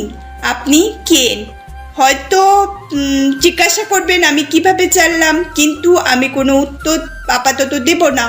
এখন চলেন ফুচকার দোকানে ফুচকা খাবো। মেয়েটার কণ্ঠটা আমার কাছে যেন খুব পরিচিত মনে হচ্ছে এই কণ্ঠটা আগে অনেক কয়েকবার শুনেছি, কিন্তু মনে করতে পারতেছি না কার কণ্ঠ। আমি এসবের মধ্যে একটা ধ্যানে পড়ে আছি। আমাকে চুপ থাকা থেকে মেয়েটা বলে উঠল, কি হলো, চুপ করে এত কি ভাবছেন? চলো। মেয়েটার কথায় আমার ধ্যানের ব্যাঘাত ঘটল। মেয়েটা এখন ফুচকা খাবে, এই সুযোগে মেয়েটাকে চিনে ফেলবো। মেয়েটা কে? চলেন। এই বলে আমরা হাঁটতে লাগলাম। হঠাৎ করেই কে যেন আমাকে গুলি করলো। গুলিটা আমাকে না লেগে আমার হাত ছোঁয়া ফাঁকায় বেরিয়ে গিয়ে একটা ছোট ছেলের বুকে ভেদ করলো। সামনে তাকিয়ে দেখি কয়েকটা কালো পোশাকধারী লোক। তাই আমি মেয়েটার হাত ধরে সামনে বামে থাকা একটা দেওয়ালে আড়ালে রেখে আমি ভূতের মাস্কটা পরে আমার বন্দুকটা বের করে উড়াধরা গুলি করতে লাগলাম। আমার গুলি করা দেখে প্রতিপক্ষ ভয়ে লেজ গুড়িয়ে পালিয়ে যায়। আমি তাড়াতাড়ি করে ছোট ছেলেটার কাছে গিয়ে দেখি ছেলেটা রক্তাক্ত অবস্থায় মাটিতে পড়ে আছে। নাকে হাত দিয়ে দেখি শ্বাস প্রশ্বাস বন্ধ। ছেলেটি পৃথিবী থেকে বিদায় নিয়েছে। ইতিমধ্যেই ছেলেটির মা বাবা সহ অনেক লোক আমাদের চারিদিকে জড়ো হয়েছে। ছেলেটির বাবা মা গভীর কান্নায় মগ্ন হয়ে পড়ে। আমি এবং মেয়েটি তাদের সান্ত্বনা দিয়ে চলেছি। কিছুক্ষণের মধ্যে ছোট ছেলের পরিবারের লোকজন এসে লাশটি নিয়ে যায়। আমি মেয়েটির থেকে বিদায় নিয়ে মেসে চলে আসলাম। 11টা বেজেছে। অন্ধকার কুটকুটে রাত। চারিদিকে ঝিরঝিরে পোকার আনাগোনার সাথে কুকুর ও শেয়ালের আত্মচিৎকার। আমি মেসের বাইরে একটা আম গাছের নিচে বসে ছোট ছেলেটার কথা ভাবছি। আমার কারণেই আজ নিষ্পাপ ফেরেস্তার মতো একটা বাচ্চার বিঘরে জীবন গেল। এই কথাটা মনে পড়তেই নিজের ওপর আমার নিজেরই রাগ হচ্ছে। না, আমাকে এরকম ভেঙে পড়লে চলবে না। কারা আমাকে খুন করতে চায়, যে করি হোক তাদের বের করতে হবে। ফেরেস্তার মতো বাচ্চাটার মৃত্যুর প্রতিশোধ আমাকে নিতেই হবে, না হলে তার আত্মা আমাকে কখনোই ক্ষমা করবে না। পরক্ষণেই আমার মনে পড়ল কলেজের কথা। কলেজের ভিতরে তো রাতে প্রিন্সের লোকদের অবৈধ কারবার চলে, কিন্তু লাবুকে তো আমি মেরে ফেলেছি কলেজের ভিতর। এখন কি প্রিন্সের লোকরা ওখানে কাজ করবে নাকি জায়গা পরিবর্তন করবে? না, একবার কলেজের ভিতরে গিয়ে দেখি। আমি রুমে গিয়ে ভূতের মাস্কটা পরে হাতে বন্দুকটা নিয়ে বেরিয়ে পড়লাম কলেজের দিকে। কলেজের গেটের সামনে গিয়ে দেখি গেট বন্ধ করা। তাহলে হয়তো ওরা জায়গা পরিবর্তন করেছে। না, প্রিন্সের লোকেরা সহজে জায়গা পরিবর্তন করবে না। একবার কলেজের পিছনের জঙ্গলে গিয়ে দেখা যাক। আমি দ্রুত গতিতে পা চালিয়ে কলেজের পিছনের জঙ্গলের ভিতরে গিয়ে আস্তে আস্তে সামনে এগুচ্ছি। যতই আগাচ্ছি ততই আমার কাছে কেমন যেন সন্দেহজনক মনে হচ্ছে। আমি আর একটু সামনে আগাতেই থেমে গেলাম, কারণ সামনের চারিদিকে অনেক সিকিউরিটির বন্দুক হাতে নিয়ে দাঁড়িয়ে আছে। আর মাঝে কয়েকটি লোক কালো কয়েকটি বিটকেস তাদের মাঝে পরিবর্তন করতেছে। হয়তো তারা ড্রাগস ক্রয় বিক্রয়, ওরা ওখানেই অনেক লোক। তাই আমি ঝামেলা না পাকিয়ে শুধু দেখেই যাচ্ছি আর কি হয়। হঠাৎ করে একটা জিনিস আমার চোখে আটকে গেল। কয়েকটি লোক মাটির নিচে সুরঙ্গের ভিতরে ঢুকতেছে। হয়তো তারা সবাই দিনের বেলা বেশিরভাগেই সুরঙ্গের ভিতরে থাকে। আমি আর ওখানে না থেকে সোজা মেসে এসে বিছানায় গা এলিয়ে দিলাম। পরের দিন সকাল 7টায় ঘুম ভাঙলো। ঘুম থেকে উঠে ফ্রেশ হয়ে খাওয়া দাওয়া করে রেডি হয়ে কলেজে গেলাম। গেট দিয়ে কলেজে ঢুকতেই চারপাশে একবার চোখ বুলিয়ে ক্লাসের দিকে যাচ্ছি। হঠাৎ করেই তাসনিয়া আমার সামনে আসতেই আমার বুকটা ধর পড়িয়ে উঠল। তাহলে কি তাসনিয়া আমাকে চিনে ফেলেছে? ও যদি আমাকে চিনে ফেলে তাহলে সমস্যা হতে পারে, কারণ প্রিন্স ও তার লোকেরা জানে যে আমি ফাঁসির মুখ থেকে ফিরে আসা KN। কোনোভাবে যদি সবার সামনে আমার আসল পরিচয় আসে তবে পুলিশও আমাকে ধরার জন্য খুঁজবে। আমি এসব ভাবছি। আমার ভাবনা ধারায় ইতি ঘটিয়ে তাসনিয়াকে বলতে লাগলো, নাই প্লিজ আমাকে ক্ষমা করে দেবেন। এতদিন আমি আপনাকে অনেকভাবে অপমান করেছি, অনেক খারাপ ইগোতে লাগা কথাও বলেছি। প্লিজ আমাকে ক্ষমা করে দেন। আপনি যে আপনার নিজের ভুলটা বুঝতে পেরেছেন এটাই আমার কাছে অনেক। ক্লাসে চলেন, ক্লাস শুরু হলো হয়তো। চলেন। আমরা ক্লাসে গেলাম। তাসনিয়া ওর সিটে বসলো, আমি মামুন কাছে গিয়ে বসলাম। ইতিমধ্যেই স্যার এসে ক্লাস করাতে লাগলেন। হঠাৎ করেই আমার চোখ বারান্দার জানালার পাশে থাকা একটা মেয়ের দিকে পড়ল। মেয়েটা এতক্ষণ আমার দিকে তাকিয়েছিল। আমার চোখ তার দিকে যেতেই সে নিজের চোখ ফিরিয়ে নিয়ে কিছুটা লজ্জা পেয়ে ওখান থেকে চলে গেল। মেয়েটা অন্য কেউ নয়, সে হলো বন্যা। আমি অন্য মনস্ক হয়ে জানালার দিকে তাকিয়ে আছি। তখনই স্যার উচ্চস্বরে আমাকে বলে উঠল, এই ছেলে দাঁড়াও। জি স্যার, আমাকে বলছেন? তোমাকেই বলছি। তুমি ক্লাসে অমনোযোগী কেন? কই স্যার, কই অমনোযোগী? আমি তো ক্লাসেই মন দিয়েছি। মিথ্যা বলছো কেন? তুমি জানালার দিকে কি দেখছিলে? না স্যার, কিছু না, এমনি। যতক্ষণ পর্যন্ত ক্লাস শেষ হবে না ততক্ষণ পর্যন্ত তুমি এভাবেই দাঁড়িয়ে থাকবে। আমি কিছু বলতে চেয়েও বললাম না, কারণ বলে কোনো লাভ নেই, উল্টে কেসটা আরো জটিল হয়ে উঠবে। একে একে সব কয়টি ক্লাস শেষ করে বাইরে বের হতেই মামুন আমাকে কলেজের একটা নীরব স্থানে টেনে নিয়ে গিয়ে বলল, নয়ন তুই কি জানিস বন্যা তোকে কত ভালোবাসে? তুই কি তাকে ভালোবাসিস? এই কথা শোনা মাত্রই আমার বুকে চিনচিন ব্যথা আমি অনুভব করতে লাগলাম। এই ব্যথা কোনো রোগের নয়, এই ব্যথা হলো ভালোবাসার ব্যথা। মামুন আমাকে চুপ থাকতে দেখে বলল, নয়ন কি হলো, উত্তর দিচ্ছে না যে? মামুন, ভালোবাসা নামক সম্পর্ক আমি এখন জড়াতে চাই না। আমার কিছু কাজ আছে, সেগুলো করে তারপর ভালোবাসা নিয়ে ভাববো। Okay bye. বাই। তবে সন্ধ্যার সময় আমাদের বাসায় দেখা হচ্ছে। এই বলে আমি মেসের দিকে যাচ্ছি। হঠাৎ করে বন্যা আমার কাছে এসে বলতে লাগলো, কি ভাবেন নিজেকে? আমাকে ভালোবাসলে কি এমন হবে? আমি কিন্তু তোমাকে ছাড়া বাঁচবো না, আমি তোমাকেই চাই। এইসব পাগলামি করা ছেড়ে দিন, আমাকে যেতে হবে। নাই, যতক্ষণ না তুমি আমাকে ভালোবাসি কথা বলবে না ততক্ষণ পর্যন্ত আমি তোমার মেসের সামনেই দাঁড়িয়ে থাকবো। এখান থেকে কেউ আমাকে সরাতে পারবে না। দেখুন, পাগলামি বাদ দিয়ে বাসায় যান। এই বলে আমি মেসে গিয়ে খাওয়া দাওয়া করে বিছানায় গা এলিয়ে দিলাম। সন্ধ্যা 7টায় ফোনের রিংটনে আমার ঘুম ভেঙে গেলে ফোনটা হাতে নিয়ে স্ক্রিনে তাকিয়ে দেখি মামুন ফোন দিয়েছে। রিসিভ করাতেই ওদিক থেকে বলতে লাগলো, কি রে, তাড়াতাড়ি আমাদের বাসায় আয়, তুই আসলি আমরা কেক কাটা শুরু করব। যাচ্ছি। এই বলে ফোনটা কেটে দিয়ে রেডি হয়ে মেসের বাইরে বের হয়ে দেখি বন্যা দাঁড়িয়ে আছে। তার চোখ বেয়ে অশ্রু গড়িয়ে পড়ছে। আমি বন্যাকে দেখেও না দেখার ভান করে চলে যেতে লাগলাম মামুনের বাসার দিকে। বন্যা আমায় চলে যাওয়ার দিকে করুণভাবে তাকিয়ে আছে। আমি মামুনের বাসার সামনে গিয়ে কলিং বেল বাজাতেই একটা বৃদ্ধ মহিলা এসে দরজা খুলে দিল। বৃদ্ধ মহিলাটিকে দেখে আমার চোখের এক কোণে কয়েক ফোঁটা অশ্রু জমা হলো। আমি নিজেকে সামলে নিলাম। ইতিমধ্যেই মামুন আমার কাছে এসে বলতে লাগলো, সামনে চল, কেক কাটতে হবে, নীলা অপেক্ষায় আছে। চল। আমরা ওখানে গেলাম। তখনই মামুন বলে উঠল, নীলা, তোমাকে আমি বলেছিলাম না তোমার জন্মদিনে তোমাকে আমি বেস্ট একটা জিনিস গিফট করব? বলেছিল তো, আমার সেই বেস্ট গিফট কই? নীলা, তোমার সামনে যে ছেলেটা দাঁড়িয়ে আছে তাকে কি তুমি চেনো? না, কে সে? সে হলো তোমার ভাই নয়ন। মামুন এই কথা বলা মাত্রই নীলা এবং আমার মা এসে আমাকে জড়িয়ে ধরে কান্না করে দেয়। আমি তাদের থেকে ছাড়িয়ে নিয়ে নীলাকে বললাম, নীলা, আজকে খুশির দিন, কান্না করার দিন নয়। নীলা কেক কাটলো। আমরা অনেক মজা করলাম। হঠাৎ করে প্রচন্ড বাতাস বৃষ্টির সাথে বিদ্যুৎ চমকাতে লাগলো। তখনই আমার মনে পড়লো বন্যার কথা। সে তো মেসের বাইরে দাঁড়িয়ে আছে। না, আমাকে বন্যার কাছে যেতে হবে। আমি মামুনকে বললাম, মামুন, আমাকে এখন মেসে যেতে হবে। নয়ন, তুইও কি পাগল হয়েছিস নাকি? এই প্রচন্ড বৃষ্টির মধ্যে মেসে যাবি? মামুন, আমি যাব, আমাকে যেতেই হবে। এই বলে মামুন নীলা এবং মায়ের কাছ থেকে বিদায় নিয়ে বৃষ্টির মধ্যে মামুনের বাইক নিয়ে বেরিয়ে পড়লাম মেসের দিকে। মেসের সামনে এসে বন্যার দিকে চোখ যেতেই আমি বড় ধরনের একটা ধাক্কা খেলাম, কারণ বন্যা মাটিতে পড়ে আছে। আমি বাইকটা রেখে দৌড়ে বন্যার কাছে গিয়ে সে অজ্ঞান হয়েছে। আমি বন্যাকে কোলে তুলে নিয়ে আমার রুমে ঢুকে তাকে মেঝেতে রেখে ডাকতে লাগলাম, কিন্তু কিছুতেই তার জ্ঞান ফিরছে না। তাই একটা আননোন নাম্বারে ফোন দিলাম। রিং হচ্ছে।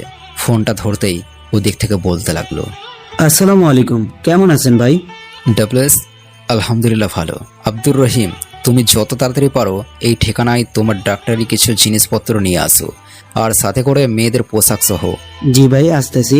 তবে মেয়েদের পোশাক মানে কি সমস্যা হয়েছে সেটা বলেন। তারপর আমি আব্দুর রহিমকে সব ঘটনা খুলে বলে ফোনটা কেটে দিয়ে বন্যার দিকে তাকিয়ে বলতে লাগলাম, আরে ওই পাগলি, আমিও যে তোমাকে ভালোবেসে ফেলেছি, কিন্তু বলতে পারতেছি না। তার চেয়ে বড় বিষয় হলো প্রিন্সের উপর আমার প্রতিশোধ নেওয়ার বাকি আছে। তারপর তোমাকে আমি গ্রহণ করতে চেয়েছি, আর আমাকে মাঝে মাঝে ফোন দিয়ে ডিস্টার্ব করা মেয়েটাও যে তুমি, আমি সব কিন্তু ভালোভাবেই জানি। আজকে আমার জন্য বন্যার এই অবস্থা, সে আমাকে কত ভালোবাসে সেটা আমি এখন বুঝতে পারতেছি। আমি মনে করেছিলাম সে হয়তো চলে যাবে, কিন্তু না, মেয়েটা আমার মুখ থেকে ভালোবাসি কথাটা শুনবেই। এত ভালোবাসে সে আমায়। আমি এসব ভাবছি, তখনই আমার দরজায় কে নাড়া দিল। আমি তাড়াতাড়ি করে দরজা খুলে দেখি রহিম এসেছে।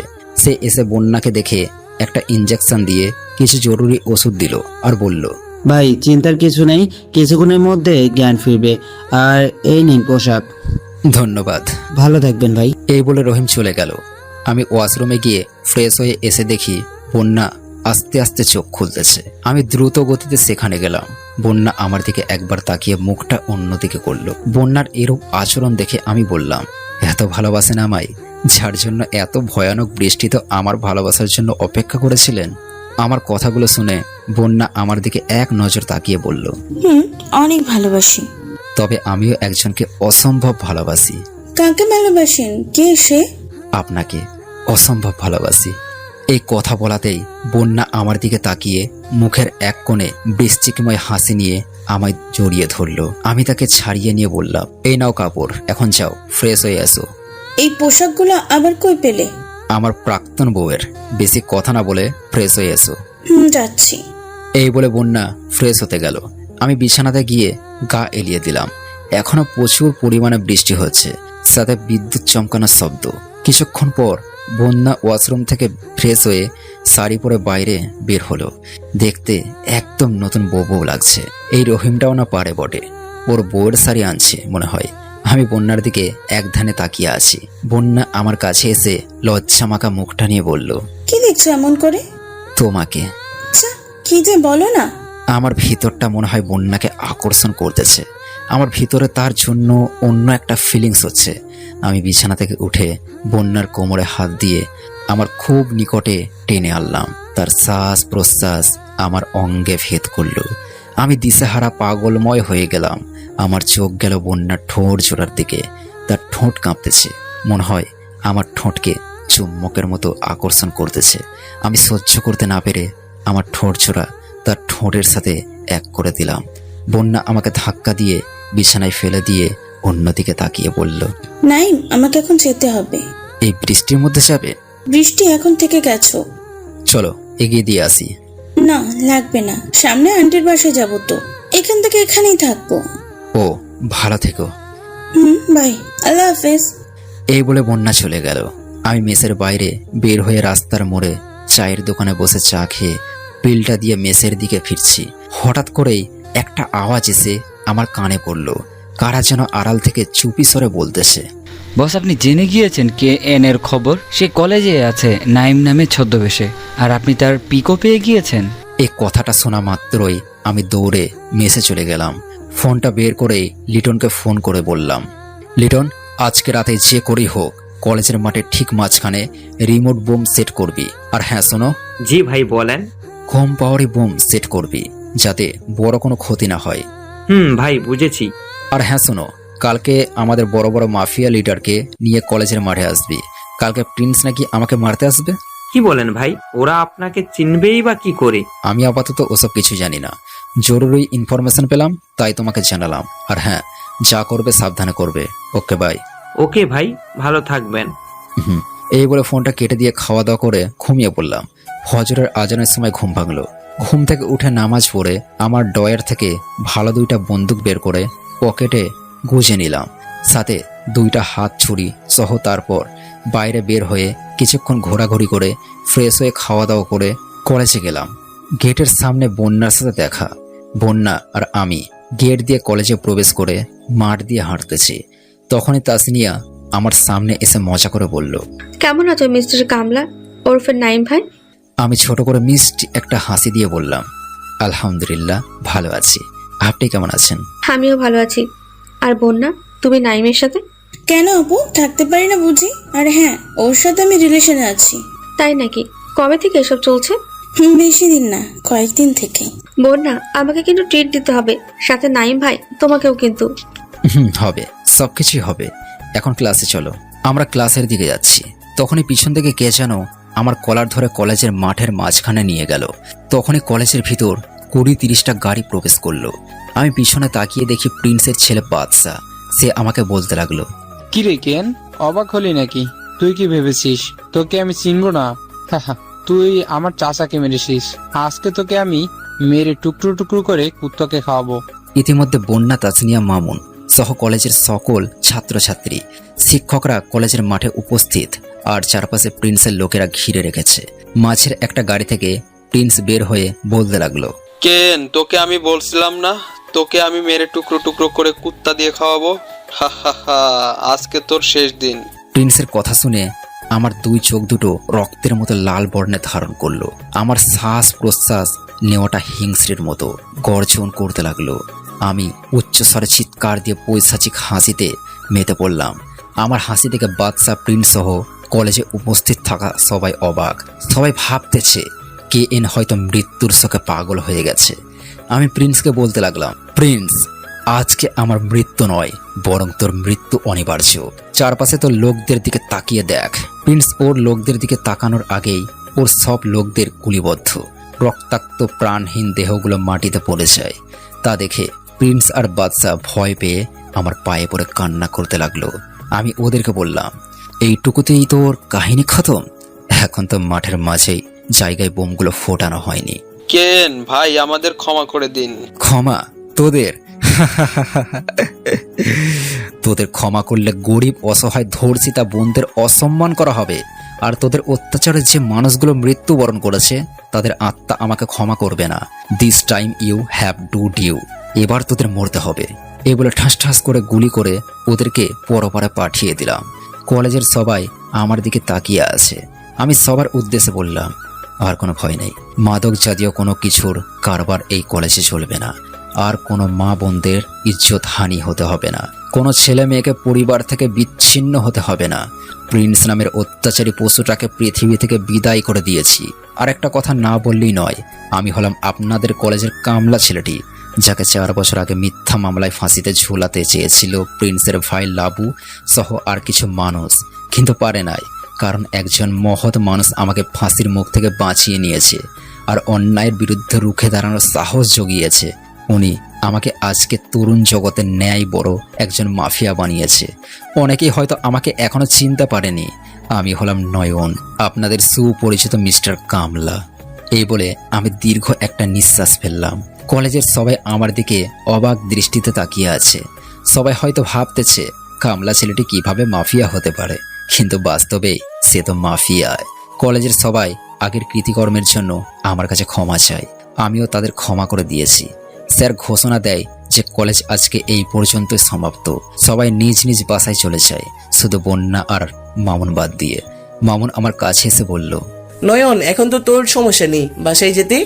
না নেই, তবে তোর বাসায় যাব না, তোর পাশের ফ্ল্যাটে যাব, কারণ ওই ফ্ল্যাটটা আমি কিনে নিয়েছি। ভালোই হবে, এখন চল বাসায় যাবি।